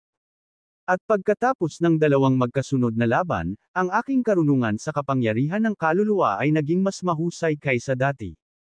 Oo naman, ang pinakadirekta at epektibong paraan para mapahusay ang iyong lakas ay ang lumaban at lumaban muli. Kung nagsusumikap ka para sa pagpapatala sa kolehiyo sa loob ng ilang araw, matutulungan kita. Saan ka kumukuha ng kumpiyansa para tulungan ako? At nahihiya, sabi ni Yeru, espesyal ang fighting spirit ko kaya, sa enrollment quota, pwede kong bigyan ng priority ang mga designated candidates. Hindi mo ba ginaisang ang espiritu ng pakikipaglaban sa ikalimang baitang ng sandata? Kahit na ang mga kwalifikasyon ay napakahusay. Ngunit hindi ito espesyal, tama? At bigla pinakita ni Yeru ang kanyang fighting spirit at sabay sabi, actually ang nagising ko ay ang kambal na nag-aaway na mga kaluluwa. Sa sobrang nakakasilaw na talento bilang twin fighting souls, hindi nakakagulat na kumpiyansa siya na papasukin niya ako sa akademya. At lumapit si Yeru kay Luo Chen, tsaka sabay-sabay tayong bumaba ng bundok. Sa loob ng ilang araw, ikaw at ako ay makakapasok na sa akademya nang hindi kumukuha ng anumang pagsusulit. At hinawakan ni Chen Yang ang ulo ni Yeru at tsaka sabay sabi, salamat, pupunta talaga ako sa akademya. Pero sa sarili ko lang pagsisikap. At napakalaki ng soul fighting continent. Ako, si Luo Chen, ay hindi mananatili sa maliit na bayan ng Wuling County na ito magpakailanman. At iniwan na nga ni Chen Yang si Yeru ng mag-isa. Makalipas ang ilang araw habang payapang nag-iikot si Chen Yang sa gubat. Bigla lumitaw ang oso sa likod ni Chen Yang at napalingon siya at hinabol siya ng oso at biglang umatake ang oso habang nakalikod si Chen Yang at napalingon si Chen Yang at badyang nakaiwas sa mga naglilipaden na mga bato at bumaba siya at inatake niya ang oso ng mga ugat ng mga puno at badyang nakaiwas ang oso pero napalibutan pa rin ang oso ng mga bagang at napasabi na lang si Chen Yang nang ang oso ito ay may magaspang ang balat at makapal na laman. At ang kanyang depensa ay maihahalin tulad sa isang pangatlong antas na soul beast at ang aking nakakalason na baging ay mabibitag lamang siya saglit. At hindi ko alam kung bakit ngunit mula noong huling beses na kalaban ko ang oso na ito ay ginugulo niya ako at aalis na sana si Chen Yang pero nasira ang mga baging na punang nakatali sa oso at nakawala at agad umatake ang oso kay Chen Yang at napatalsik si Chen Yang dahil sa bilis ng pangyayari bumangga siya sa puno at sabay sabi. Nang wala ng away wala ng away. Kuya Xiong, niloloko mo ba ako? Kahit ilang araw na akong nakikipaglaban sa iyo hindi pa rin kita matalo. At ang lahat ng buto sa katawan ko ay mababali mo na, baka pagbigyan mo pa ako. At sumigaw ang oso ng sobrang lakas at akala ni Chen Yang ay sasaktan siya ng oso. Pero may pinakita ang oso na isang prutas at kinuha ni Chen Yang ang nasa kamay ng oso at kinain niya at habang kinakain niya ang prutas ay may lumalabas na enerhiya sa kanyang katawan at napasabi lang si Chen Yang. Nang ang espiritual na prutas na ito ay talagang nagpagaling. Sa aking mga pinsala nang napakabilis at pinakita ng oso ang kamay niya na may peklat at napatingin si Chen Yang. At sabay sabi napakataas ng depensa ng mabangis na oso na ito at maaari talagang mag-iwan ng napakalaking sugat at medyo kakaiba yung peklat na parang may something sa loob at makikita ang oso na may gusto sabihin kay Chen Yang at sabay sabi ni Chen Yang ang gusto mo pa sabihin na tulungan kitang buksan ang peklat mo at makikita ang oso na may kagat na malaking puno sa kanyang bibig at ang isa niya kamay na may peklat at nakaharap kay Chen Yang at bigla napaisip si Chen Yang at sabay sabi pinipigilan ako ng bear nitong ng mga nakaraang araw at pagkatapos ng tuloy-tuloy na laban. Mas naging bihasa ako sa pagkontrol sa kapangyarihan ng kaluluwa. Baka gusto lang ng ligaw na oso na ito na makahanap ng angkop na soul fighting master para sa tulong. At inilabas na nga ni Chen Yang ang kanyang punyal at sinubukan niya sugatan ang kamay ng oso pero hindi man lang nagalosan ang kamay ng oso at napangiti si Chen Yang at sunod-sunod niya sinubukan sugatan ang kamay ng oso pero sa halip na masugatan ng oso nasira pa ang punyal ni Chen Yang at hingal na ingal siya dahil sa sunod-sunod na pag-atake niya sa kamay ng oso at napasabi na lang si Chen Yang nang. Bagamat ang punyal na ito ay isang regular na sandata, ngunit sa pagpapala ng kapangyarihan ng kaluluwa, hindi ito maaaring magputol ng bakal tulad ng putik, ngunit hindi ito makakalusot sa balat, tama ba? At nalungkot ang oso at sabay sabi ni Chen Yang. Kapatid na bear, ang ordinaryong sandata na ito ay talagang hindi niya kaya sugatan ang kamay mo. At biglang sinampal ng oso si Chenyang at nahimatay siya at binuhat siya ng oso at nilagay sa balikat ng oso at hindi nagtagal nagkaroon nga ng malay si Chenyang at nagpapamiglas na ibaba siya ng oso at sabay sabi bitawan mo ako. At ibaba mo ako. Bakit lalong kumakapal ang miasma dito? At dinala ng oso si Chenyang sa nakakatakot na lugar at napasabi na lang si Chenyang hindi ko akalain na magkakaroon ng ganitong delikadong lugar sa kalaliman ng Soul Beast Mountain Range. At ibinato ng oso si Chenyang pero maayos na nakababa si Chenyang at makikita ang isang dragon at namangha si Chenyang pero isang nalang bangkay ang dragon. At nagsalita si Chenyang nang sa kaibuturan ng inabandunang Soul Beast Mountain Range na ito at may nahulog ng dragon. At ang dragon ay puno ng mga kayamanan, kahit ang mga kaliskis ng dragon na ipininta sa lupa ay hindi mabibili ng salapi. Tsaka isang buong piraso ito. Kung nilalagay ko sa bag ko ito ay magiging mayaman na ako. At tinuro ng oso ang bangkay ng dragon at gusto niya palipitin si Chenyang. At nagsalita si Chenyang at sabay sabi ibig mo ba sabihin na pupuntahan ko yan dragon na iyan at lalapitin. At napatitig na lang ang oso kay Chenyang pero wala nagawa si Chenyang kung hindi sundin ang itinuturo ng oso at lalapit na sana siya sa dragon at sabay sabi ito pa ang pressure ng isang dragon. At napatigil si Chenyang at sabay sabi niyang alam ko na gusto ni Brother Mansayong na mag-practice ako dito. Kung kaya kong umangkop sa pressure dito at hindi na ako magugulat kung makatagpo ulit ako ng mas malakas na kalaban. Pero ngayon, malapit nang mag-enroll ang academy ng mga estudyante at bagamat maganda ang lugar na ito, hindi pa rin ito sikat at pasimple na aalis si Chenyang pero hinawakan ng oso ang balikat niya at hinayla at ibinato sa harap ng dragon at makikita si Chenyang nahihirapan tumayo dahil sa sobrang lakas ng pressure at sabay sabi ni Chenyang hindi kaya kapag mas malapit ka sa katawan ng dragon, mas malakas ang pressure. At napangiti ang oso at makalipas ang mga ilang minuto ay sinamahan ng oso si Chenyang sa pagsasanay at makalipas ulit ang ilang segundo ay hirap na ang dalawang sa lakas ng pressure at habang nahihirapan na si Chenyang at napasabi na lang siya ng hindi katakataka na si Kuya Mansayong ay may kahangahangang pangangatawan. Ito pala ang dahilan dahil ginagamit niya pang sasanay ang mga pressure para palamigan ang iyong katawan. At kahit na ang mga Master Fighting Soul ay maaaring mapabuti at ang kanilang pagiging epektibo sa labanan sa pamamagitan ng mga paglinang ng kapangyarihan ng kaluluwa. Ngunit ang pisikal na kahinaan ay nakatakdang maging isang nakamamatay na kahinaan at kapag ang kapangyarihan ng kaluluwa sa katawan ay naubos na, ang tanging pagkakataon. At para sa ilang tagapagmana ng tunay na mahuhusay na pamilya at hahanapin ng pamilya ang mga makapangyarihang Soul Beast sa lahat ng paraan at maliligo ang kaluluwa ng dugo ng Soul Beast upang pasiglahin ang kanilang mga katawan. At oo, may isang magandang pagkakataon ngayon tadhana, bakit mo kailangang talikuran ang malapit at hanapin ang malayo at sinubukan ulit ni Chenyang na tumayo sa lakas ng pressure at pinalabas niya ang kanyang fighting spirit para makatayo at matagumpay siyang nakatayo. At sa lugar ng pamilya Ye makikita si Yeru at ang pinuno at makikita si Yeru na malungkot. At nagsalita ang pinuno kay Ruer, at sabay sabi dumating ang mga tao mula sa Akademya at Martial Arts Academy nitong nakaraang 2 araw lahat sila ay espesyal na dumating para sa iyo. Ang aking pamilyang Ye ay may numero 1 henyo sa Wuling County. Napakaliwanag ng mukha ng aking ama. At sabay habol na sa alita ng pinuno Ruer, hindi na makikialam ang pamilya sa iyong paglalaban sa oras na ito. Pagpili ng mga sample, academy man o martial arts academy, nasa iyo ang lahat. At sabay sabi ni Yeru hindi ko alam kung ano ang nangyari kay Luo Chen sa Soul Beast Mountain Range. At saka sabay sabi ng pinuno tungkol sa special recruitment quota, pinag-isipan na ni tatay, at ang natitira 2 pang lugar ang aayusin, at kami na ang bahala sa iyo sa daan. At sabay sabi ni Yeru tatay, pwede bang mag-iwan ka ng pwesto para sa akin? Bakit gustong magpareserba ng pwesto ni Ruer? Nais na pumunta ni Chenyang sa academy. At pag-alitan ng pinuno si Yeru at sabay sabi huwag mo nang isipin ito. Ang pamilyang Luo ay nagkakaisa sa at gusto mo talagang ibigay ang iyong lugar sa kanya. At saka sabay sabi ni Yeru ama. Kung namatay si Luo Chen sa Soul Beast Mountain Range noon pa lang, wala na sana siyang kinalaman sa pamilya Luo. At ang sagot ng pinuno pakiusap tumigil ka na sa panggugulo, okay. Napakatagal na maaaring matagal nang namatay si Luo Chen sa Soul Beast Mountain Range.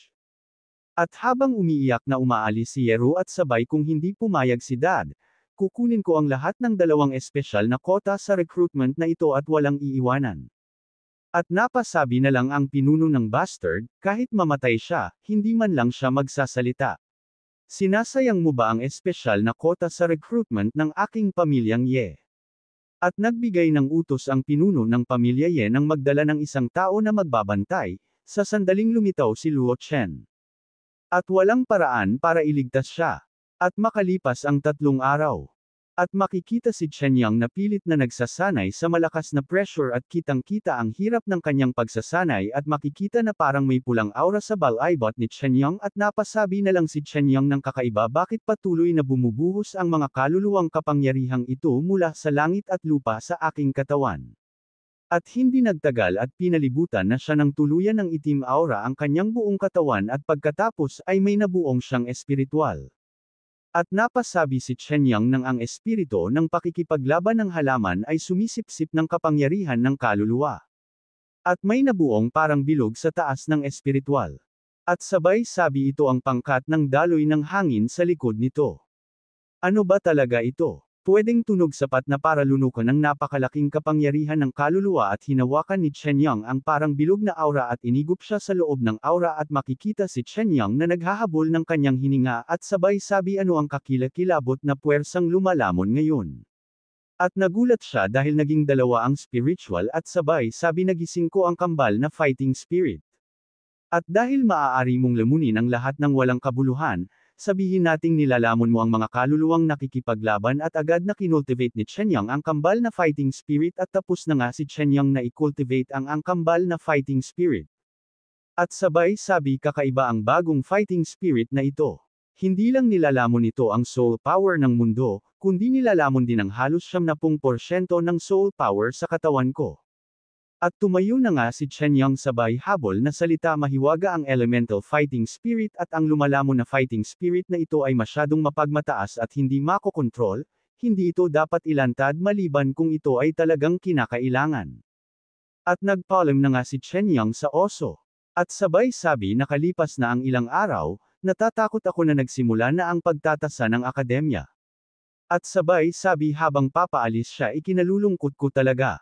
Kapatid na Bear, may kailangan akong gawin ngayon, at talagang babalik ako para tulungan kang harapin ang pinsala sa iyong kamay at subukan sana ng oso na pigilan si Chen Yang pero sa sobrang bilis ni Chen Yang hindi na ninyang nagawa na pigilan si Chen Yang at naiwan na lang mag-isa ang oso at sa sobrang bilis ni Chen Yang halos lahat ng kanyang nadadaanan ay nagugulat sa sobrang bilis niya at nakarating nangga siya sa lugar ng Wuling County. At isang restaurant maririnig ang dalawang nag-uusap tungkol sa pamilya Ye at sabay sabi ang pamilyang Ye ay naging napaka-prosper kamakailan at ang lahat ng tao sa Wuling County na maaaring magpangalan sa kanila ay sinusubukan ang kanilang makakaya upang mapangalagaan ang pamilyang Ye. At ang lahat na ito ay para sa 2 espesyal na kota sa recruitment mula sa Martial Arts Academy at sa akademya na mayroon ng munting prinsesa ng pamilyang Ye. Ngunit nabaliw si Yejeko nang marinig niya na ang munting prinsesa ay nagbigay ng lugar sa walang kwentang young master na iyon ng pamilya Luo. At nagsalita ang kasama niya at sabay sabi nagsasalita ka ng walang kaparirikan, pagkatapos ay pumasok si Luo Chen sa Soul Beast at walang balita sa likod ng bulubundukin, dapat matagal na siyang namatay. At makikita si Chen Yang na pumasok sa restaurant at sabay sabi tindera ihanda mo ako ng malinis na kwarto at tulungan mo akong bumili ng bagong damit at maghanda ng tubig para sa paliguan. At napalingon ang tindera at nagulat siya at tinawag ang pangalan ni Chen Yang at sinabihan niya ang mga katulong niya na mabilis na ipadala ang mga bisita sa kanilang mga silid ng mabilis. At tinuro nila ang silid ni Chen Yang at napalingon si Chen Yang dahil pinagtitinginan del Asya. At napasabi ang isang alalay ng diba ito si Chen Yang sa pamilya Luo. At sinabi ng may-ari ng restaurant na ikalat ang balita ng mabilis na buhay na bumalik si Luo Chen. At may malaking mangyayari sa Wuling County. At sa lugar ng pamilya Ye makikita ang pinuno ng pamilya Ye at si Ye Wei at tinanong ni Ye Wei kung kamusta na si Ruer. At sabay sabi iniisip ko pa rin ang pangyayaring iyon. Ayokong maniwala na patay na si Luo Chen.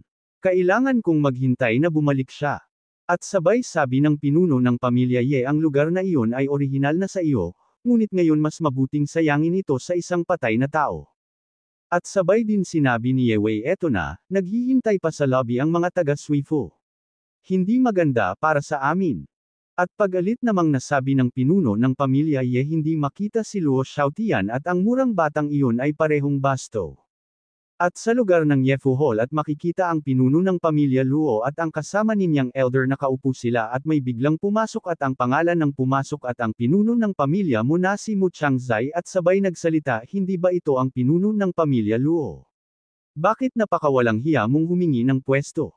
At sabay sabi ng pinuno ng pamilya Luo pagdating sa pagiging bastos hindi ako maglakas loob na sabihin iyan. Nais ng iyong pamilyang mo na makiisa sa amin upang harapin ang pamilyang Ye at ano ang nangyayari ngayon. At sabay sabi ni Changzai hindi ba ang lahat na ito ay salamat sa iyong Luo Chen. At namatay siya sa Soul Beast Mountain Range, kaya mayroon kami dito pagkakataon. At tumayo ang pinuno ng pamilya Luo sabay tinuro ang hanggal na pinuno ng pamilya mo at may bigla 2 ibon na dumating na may liham ang kanyang paa at kinuha ng 2 pinuno at sabay binasa ang laman ng sulat. At napatawa ng malakas ang pinuno ng pamilya Luo at sabay sabi ang munting bastard na ito. At lumabas na nga ang pinuno ng pamilyang Luo at ang kanyang kasama at sabay sabi tiyak. Magpadala ng isang tao upang kunan ng larawan siya at ibalik siya sa akin. At napaglingon na lang ang 2 ng hanggal na mag-ama at ang nakalagay sa sulat ay bumalik na si Luo Chenyang. At napasabi na lang ang hanggal na pinuno ng matagal nang nawawala ang si Chenyang ngunit buhay pa rin siya. At nagsalita ang anak ng hanggal at sabay sabi ama, nakita ko na ang lakas ni Luo Chen noon, kaya natatakot ako na wala tayong magagawa kundi sumuko sa lugar na ito. At kitang-kita ang saya ni Wu Yung dahil nakabalik na si Chenyang at balitang-balita sa lahat na nakabalik na si Chenyang at makikita sa mukha ng pinuno ng pamilya Ye ang inis dahil nakabalik ng ligtas si Chenyang. At sa lugar ng restaurant makikita ang mga tao na gusto makita si Chenyang pero pinigilan ng may-ari ng restaurant na pumasok sila at sabay sabi lahat ay gusto lang kumpirmahin ang balita. At ipinapangako ko na ito ay ganap na totoo. Nasa itaas si Chenyang ngayon ng papahinga at oras na para umalis muna kayo. At nagsalita ang isang lalaki at sabay sabi wala. Ngayon ang karamihan sa mga gawain sa Wulan County ay nakasalalay sa basurang ito ng pamilya Luo at nagsalita din ng isang lalaki at sabay sabi huwag mo na akong tawaging basura. Personal kong nakitang natalo niya si Luo Kun sa isang galaw at maaari pa siyang makapasok sa akademya ngayon at ito ay magiging hindi kapanipaniwala sa hinaharap. At nagsalita din ang isang lalaki at sabay sabi hindi katakataka na ang munting prinsesa ng pamilya Ye ay umibig sa kanya at kung ang 2 pamilya ay muling magpakasal ay walang ibang pamilya sa Wuling County ang magkakaroon ng anumang kinalaman dito.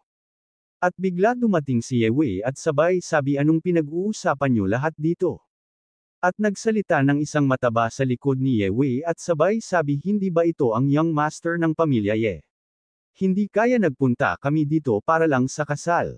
At napasabi si Ye Wei ng kasal at bigla siya nagpalabas ng enerhiya sa kanyang katawan ay sumigaw at sabay sabi nandito kami para pumatay ng tao. At ang sinumang ayaw madamay ay dapat umalis dito at natakot ang mga tao at nagkasiktakbuhan sila lahat na madamay na mamatay. At biglang dumating si Luo Kun at Luo Hong at sabay sabi ni Luo Kun pumatay. Hindi ba posible na ang mga taong gustong patayin ni Brother Ye ay mga miyembro ng aming pamilyang Luo? Gaano nakakatakot at nagkatingin ang 2 panigan at nagsalita si Ye Wei at sabay sabi kung makikipagsanib puwersa ka sa akin at maaari mong bawiin ang posisyon ng Young Master at hindi ba magandang ideya na makipagsanib puwersa sa akin? At sabay sabi ni Luo ko nang marinig nila na ang isang henyo ay lumabas sa aming pamilya Luo at gaano kawalan Jia ang pamilyang Ye na humingi ng kontrata ng kasal, nakalimutan mo na ba ito? At ngayon ay tinalikuran na kita at gusto mo pa rin na patayin si Chenyang nakakatawang. At nagsalita si Luo Hong at sabay sabi paano mo papalitan si Luo? Nakausap mo ba ang basurang iyon tulad ni Chen? At sabay sabi ni Luo kung sinaktan ko ang padre de pamilya noong nakaraan at kapag may nangyaring masama sa pagkakataong ito, tiyak na paalisan ako ng padre de pamilya sa pamilya Luo. At nagsalita si Ye Wei at sabay sabi dahil ayaw mo makipagsanib puwersa at tapos na ang lahat at nagbigay ng utos si Ye Wei na umatake sa 2 alagad niya at sabay sabi hindi mahalaga kahit na ang ilan pang basura ng pamilya Luo ay patayin. At biglang sumugod ang isang alagad ni Ye Wei kay Luo Kun at napaatras si Luo Kun sa lakas ng atake ng alagad ni Luo Kun. At kinabahan sabi ni Luo Hong isa rin siyang first grade soul fighting weapon, ngunit si Luo Kun ay hindi makalaban para sa kanya.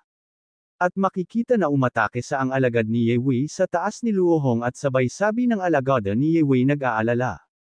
Kaparin ba at ginawa pa ng ni Luo Hong ang kanyang letigo at kaagad lumayo ang alagad ni Ye Wei at bigla ulit sumugod kay Luo Hong at magtatama na sana ang kanila atake pero may bigla sobrang bilis na lumabas at napatilapon silang lahat at ang lumabas pala ay si Chen Yang at sabay sabi ang pamilyang Yeba ay naglalakad ng patagilid sa Wuling County. At sabay ngiti si Chen Yang. At sinigawan siya ni Luo Hong at sabay sabi, "Basura, kasalanan mo ang lahat. Huwag kang magdadala ng gulo sa amin kung ikaw mismo ang may gawa nito." At nagsalita si Ye Wei at sabay sabi, "Luo Kun mukhang hindi ang iyong pamilyang Luo at kayong lahat ay mga tanga at ang babaeng ito ay mas alam ang tungkol sa kasalukuyang mga pangyayari kaysa sa iyo." At napatingin si Luo Hong kay Luo Kun at sabay tinuro si Ye Wei at sabay sabi pamilya ay may isang henyo ng dual fighting soul, at ang hinaharap ay magiging napakatalino. Ngayong handa na ang pamilyang Ye na gawin ito para sa kanila, bakit hindi ibigay ang basurang ito sa kanila? At sabay sabi ni Luo Kun kay Luo Hong ano ang sinasabi mo? Gusto mo bang ipahiya ang aming pamilya Luo? At nagsalita si Chen Yang at sabay sabi kailan kaya ang oras ng pamilya Luo para sa isang utusan na magsalita ng malakas. At ikaw Luo Kun ay isang masamang aso at kailangan mo ng higit pang disiplina. At na si Luo Hong at sabay iwi na siwas ang kanyang letigo kay Chen Yang pero sumugod si Chen Yang kay Luo Hong at natamaan ang tiyan ni Luo Hong at samuka siya ng dugo at napatilapon sa atake ni Chen Yang at sabay sabi ni Chen Yang ang asong gustong maging amo nito ay hindi magandang aso. At napasabi na lang si Luo Hong ng kailan naging napakalakas ng batang ito at hindi ako makaligtas kahit isang galaw sa ilalim ng kanyang mga kamay. At sinigawan ni Luo Hong si Ye Wei at sabay sabi ano pa ang hinihintay mo? At sabay sabi ni Ye Wei magkasama gusto mo bang pigilan ako ng 1-star na basura? At si Luo Chen dapat ay umabot ka sa 2nd star level, ngunit hindi ka pinalad at hinarap mo ako. At sabay sabi ni Luo Kun kay Chen Yang mag-ingat, ang cultivation ni Ye Wei ay top-notch sa kanyang mga kapantay at siya ay kilala bilang ang invincible fighter sa parehong level sa Wuling County. At napangiti si Chen Yang at sabay sabi invincible sa parehong antas at kung hindi mo susubukan, hindi mo talaga malalaman kung sino ang malas. At umatake si Chen Yang gamit ang kanyang baging at pinalibutan ng baging ang katawan ni Ye Wei at napangiti siya at inilabas niya ang kanyang fighting spirit naghugis lobo at nagpatikip si Chen Yang dahil sa lakas ng aura na nilabas ni Ye Wei. At napasabi na lang si Chen Yang ng ang beast fighting spirit plus sobrang laki at soul power 2-star soul fighting master ba talaga siya? At sumugod ang Hangul kay Chen Yang pero madali lang naiwasan ni Chen Yang at napasabi ang Hangul na si Ye Wei nang huwag magtago at karapat-dapat ka bang makapasok sa akademya. At sabay sabi ni Chen Yang anong kalokohan ang special na recruitment quota at wala akong pakialam dito. At umatake ulit ang Hangul kay Chen Yang at madali lang naiwasan ni Chen Yang at hindi pa natapos ang Hangul at umatake ulit at madali lang naiwasan ulit ni Chen Yang ang atake ng Hangul at sabay sabi ng Hangul na si Ye Wei kung hindi ka lang manalo ay hindi ko alam kung paano malito si Miss Ye. Sa espesyal na recruitment para sa bawat halaga dapat may isa para sa akin. At sabay sabi ni Chen Yang mula simula hanggang katapusan, walang batayan ang tinatawag na admissions test at may kota man o wala, sasamahan siya ni Yero. At sabay sabi ni Ye Wei ang lugar na hindi ko makuha, ngunit sinabi mong ito ay walang halaga at sumugod ang Hangul at ginamit niya ang kanyang fighting spirit para ipang-atake at ginamit din ni Chen Yang ang kanyang mga bagi para ipang-atake at madali lang nahawakan ni Chen Yang ang kamay ng Hangul at sabay sabi ni Luo Kun baliw ba siya. Napakatiwala niya at gustong ipagtanggol ang beast fighting spirit ni Ye Wei. At napangiti si Ye Wei at sabay sabi idiot, tingnan mo hindi ko kakagatan ang manipis mong braso para sa iyo. At biglang binago ni Chen Yang ang kanyang fighting spirit sa kambal na fighting spirit. At biglang kinabahan ng Hangul at sabay sabi may kakaibang soul power ang batang ito. Parang naputol ang koneksyon ko sa fighting spirit ko at makikita ang pagsabog at napatalsik ang Hangul na si Ye Wei at samuka ng dugo at sabay sabi magaling, Luo Chen. This time kumbinsido na ako natalo na ako sa iyo at lumapit si Chen Yang sa hanggal at sabay sabi bumalik ka at sabihin kay Yejiko na kung ako, si Luo Chen, ay gustong pumasok sa akademya, ako mismo ang gagawa nito. Walang nagmamalasakit sa kalokohang kota na iyon. At ay nilalayan siya ng mga alagad niya at sabay sabi niya kay Chen Yang hindi ka karapat dapat na hilingin sa akin na maghatid ng mensahe para sa iyo. Pero pagbibigyan siya ng padre de pamilya. At umalis na ang mga hanggal. At nagsalita si Chen Yang napakagaling ni Ye Wei, buti na lang nagtemper ako sa Longtan, kung hindi ay talagang natalo na ako. At sabay sabi ni Luo Kun ngayon ay sinusunod namin ang utos ng pinuno ng bahay na ibalik ka sa bahay. Ang mga taong ito mula sa pamilyang Ye ay nagkataon lang na nagkita kaya huwag magsalita ng walang kaparirikan pagkatapos mong bumalik. At napalingon si Chen Yang kay Luo Kun at sabay sabi bumalik ka kung saan ka babalik.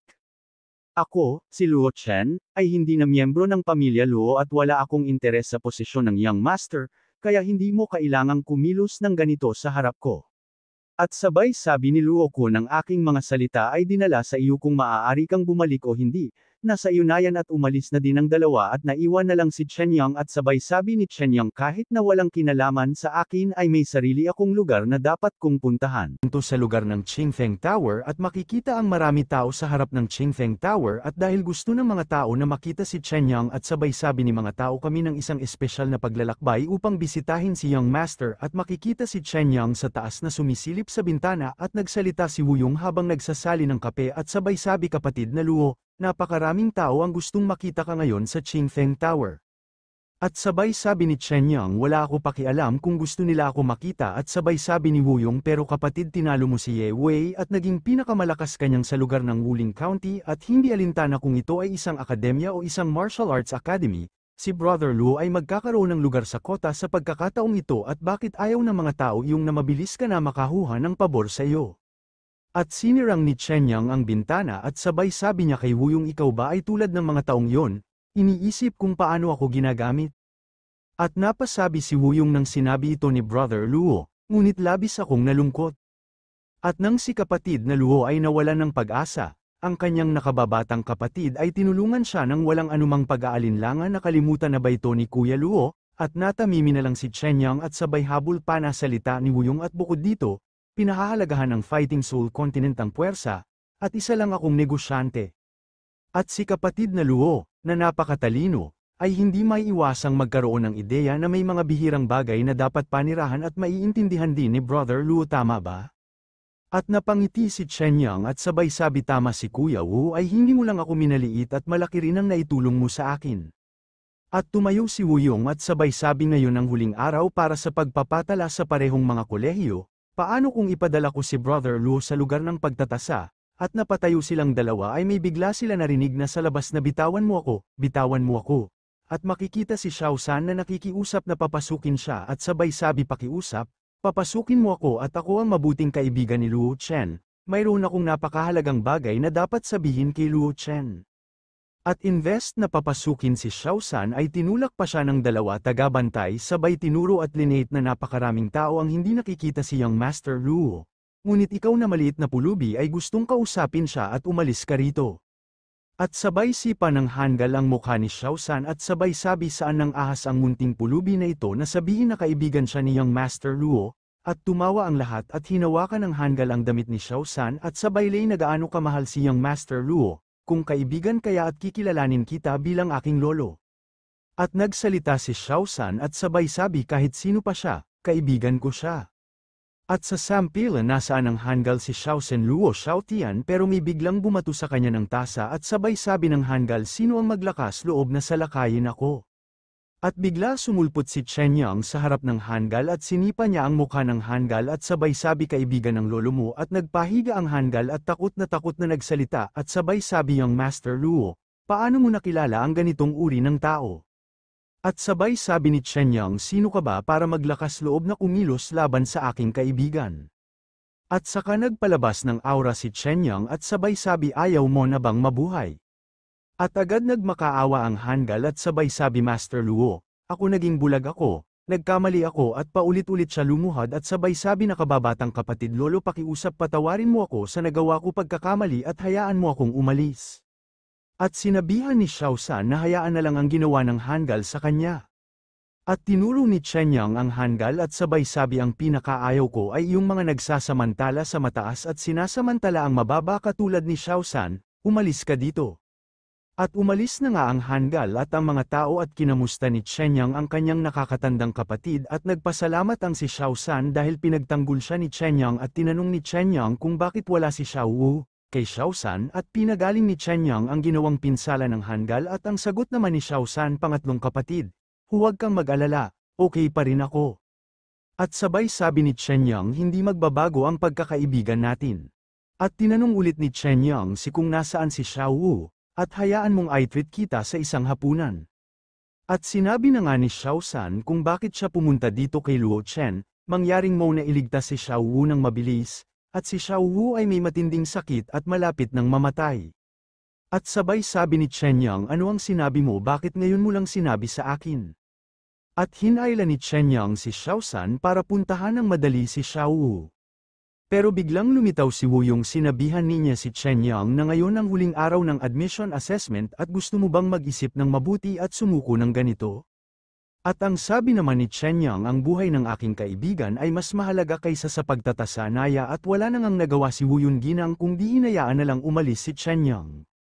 At nakarating na nga sila Chenyang at si Xiao San sa malit na bodega at pumasok na silang dalawa at makikita si Xiao Wu na nakahiga sa higa at sabay sabi ni Xiao San. Xiao Wu kasama ko si Chenyang na bumalik dito at linapitan agad nila Chenyang si Xiao Wu at sabay sabi ni Xiao San Xiao Wu. Xiao Wu gumising ka at sinabihan ni Xiao San si Luo Chen mangyaring iligtas mo si Xiao Wu. At agad naman sinubukan pagalingin ni Chenyang si Xiao Wu at kinakabahan naman si Xiao San at Chenyang at pinagpapawisan at sabay sabi ni Chenyang bakit ang lamig pa ng katawan niya. Bakit hindi gumagana ang fighting spirit ko at bakit pa nauuwi sa ganito ang mga taong mabait talaga sa akin at sa huli kung sino pa ang sumusuporta sa akin ay namamatay at bigla naisip ni Chenyang ang kanyang Hangul ng ama at nainis siya sa sobra galit at napasigaw na lang siz ng sobrang lakas. At makikita ang katawan ni Xiao Wu na nakahiga sa mga kahoy at sinunog ni Xiao San ang bangkay ni Xiao Wu at nakaupo lang si Chenyang habang tinitignan na nilalamon ng apoy ang bangkay ni Xiao Wu at nagsalita si Xiao San at sabay sabi okay lang Xiao Wu, kung aalis ka at hindi mo na kailangang dumanas ng pangungutya at paghihirap mula sa mundo at hindi mo na kailangang lumaban pa. Napalingon siya kay Chenyang tsaka sabay sabi halos maubos ni Luo Chen ang kanyang fighting spirit na kaluluwa para iligtas ka. At huwag mo siyang sisihin at tinabihan ni Xiao San si Luo Chenyang at sabay sabi isa kang soul master at malayo pa ang mararating mo, huwag kang makulong sa maliit na nasirang templong ito. At sabay sabi ni Chenyang Xiao Wu kung nalaman ko lang ng mas maaga na may malubha ka sakin sa lalong panahon ay napagaling sana kita. Ito ang kapalaran ng hindi magising ang espiritu ng pakikipaglaban at ang isang malubhang sakit o isang bagyo ng nyebe ay maaaring hindi na ako makaligtas. Maya-maya, mamamatay ako ng tahimik ng ganito at napaiiyak si Xiao San. At paglipas ng ilan minutes at makikita si Xiao San na nakahiga na at si Chenyang na may iniwan na pera sa tabi ni Xiao San at sabay sabi pangatlong kapatid ako napaisip na gusto kong umalis sa Wuling County para makita ang outside world at baka pagkatapos nitong at Palm at baka mahirap na ulit tayo magkita sa hinaharap. Ngunit ang ating pagkakaibigan ay hindi magbabago at ako, si Luo Chen, ay laging tatandaan ito sa aking puso at papalabas na sana si Chenyang pero biglang nang salita si Xiao San at sabay sabi Luo Chen salamat sa lahat at sana magkaroon ka ng magandang kinabukasan. At paglipas ng ilang araw sa lugar ng pamilya Ye makikita si Yeru at ang pinuno Ye at sabay sabi ni Yeru.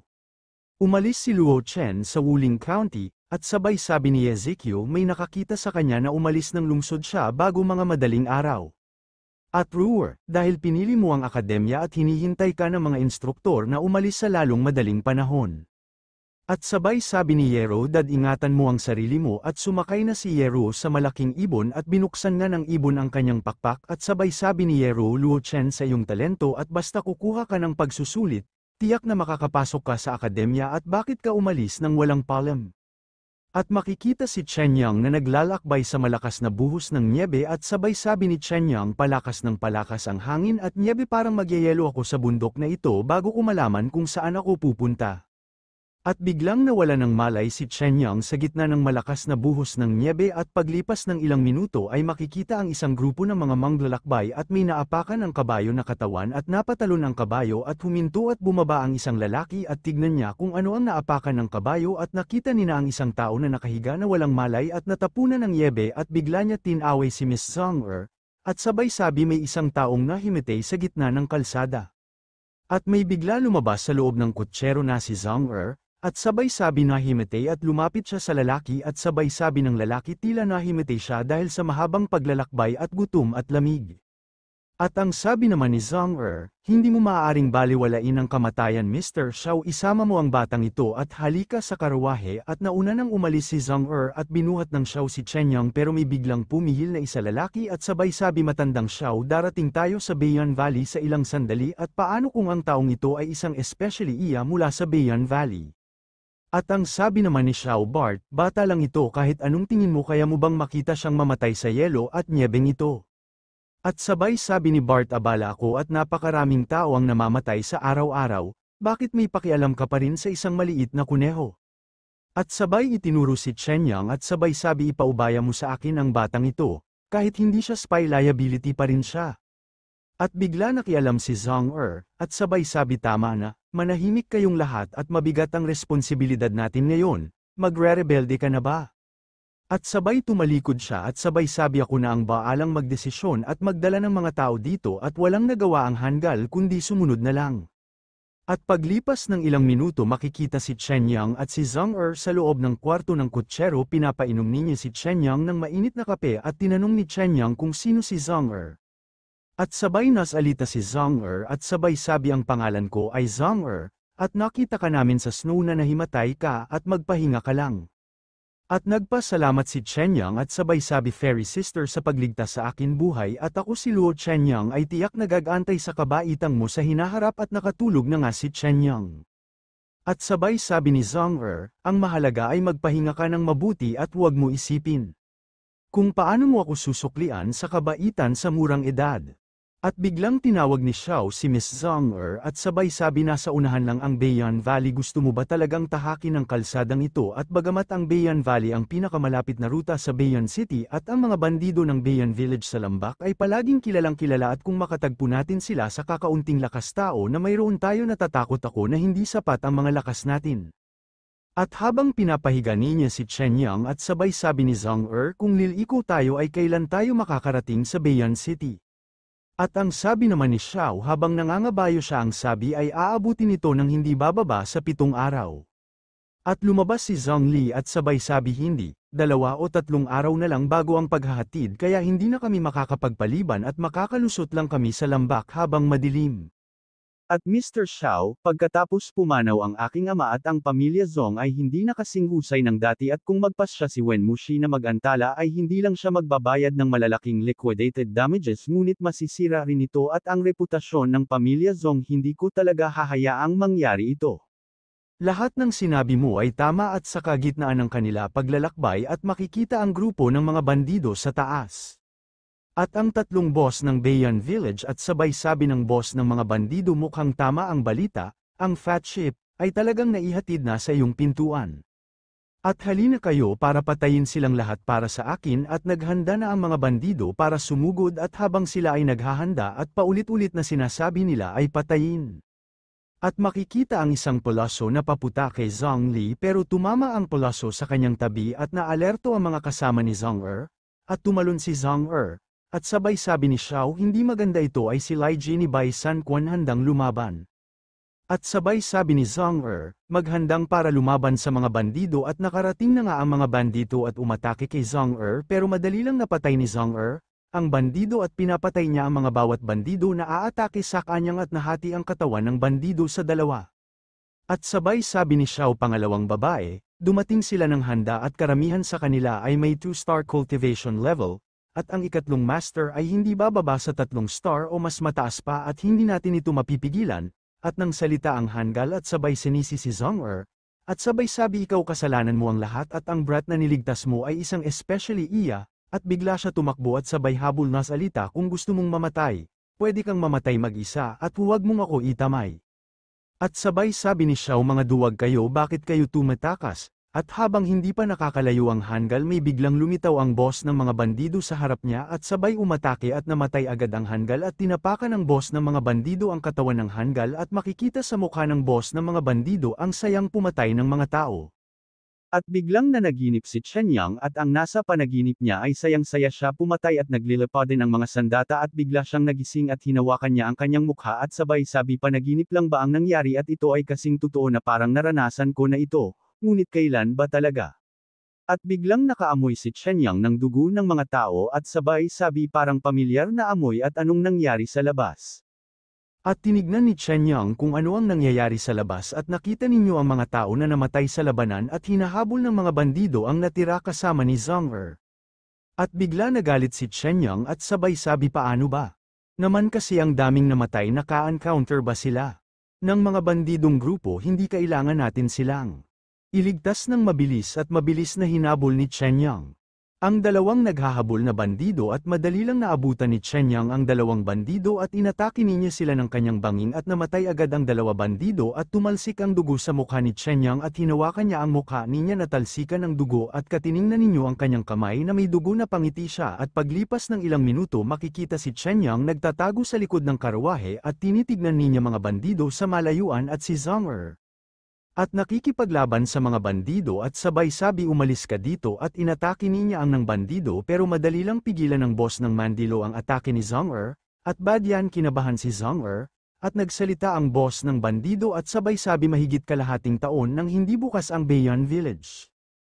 Hindi lamang ito kumita ngayon at sinera ng boss ng mga bandido ang sandata ni Zhang Er, sa kanyang dalawang daliri at napahigil si Zhang Er, at hinawakan ng bandido ang katawan ni Zhang Er, at sabay sabi napakagandang babae at pwede kita ibenta para magkapera at pagkalaruan napatawa ang Hangul.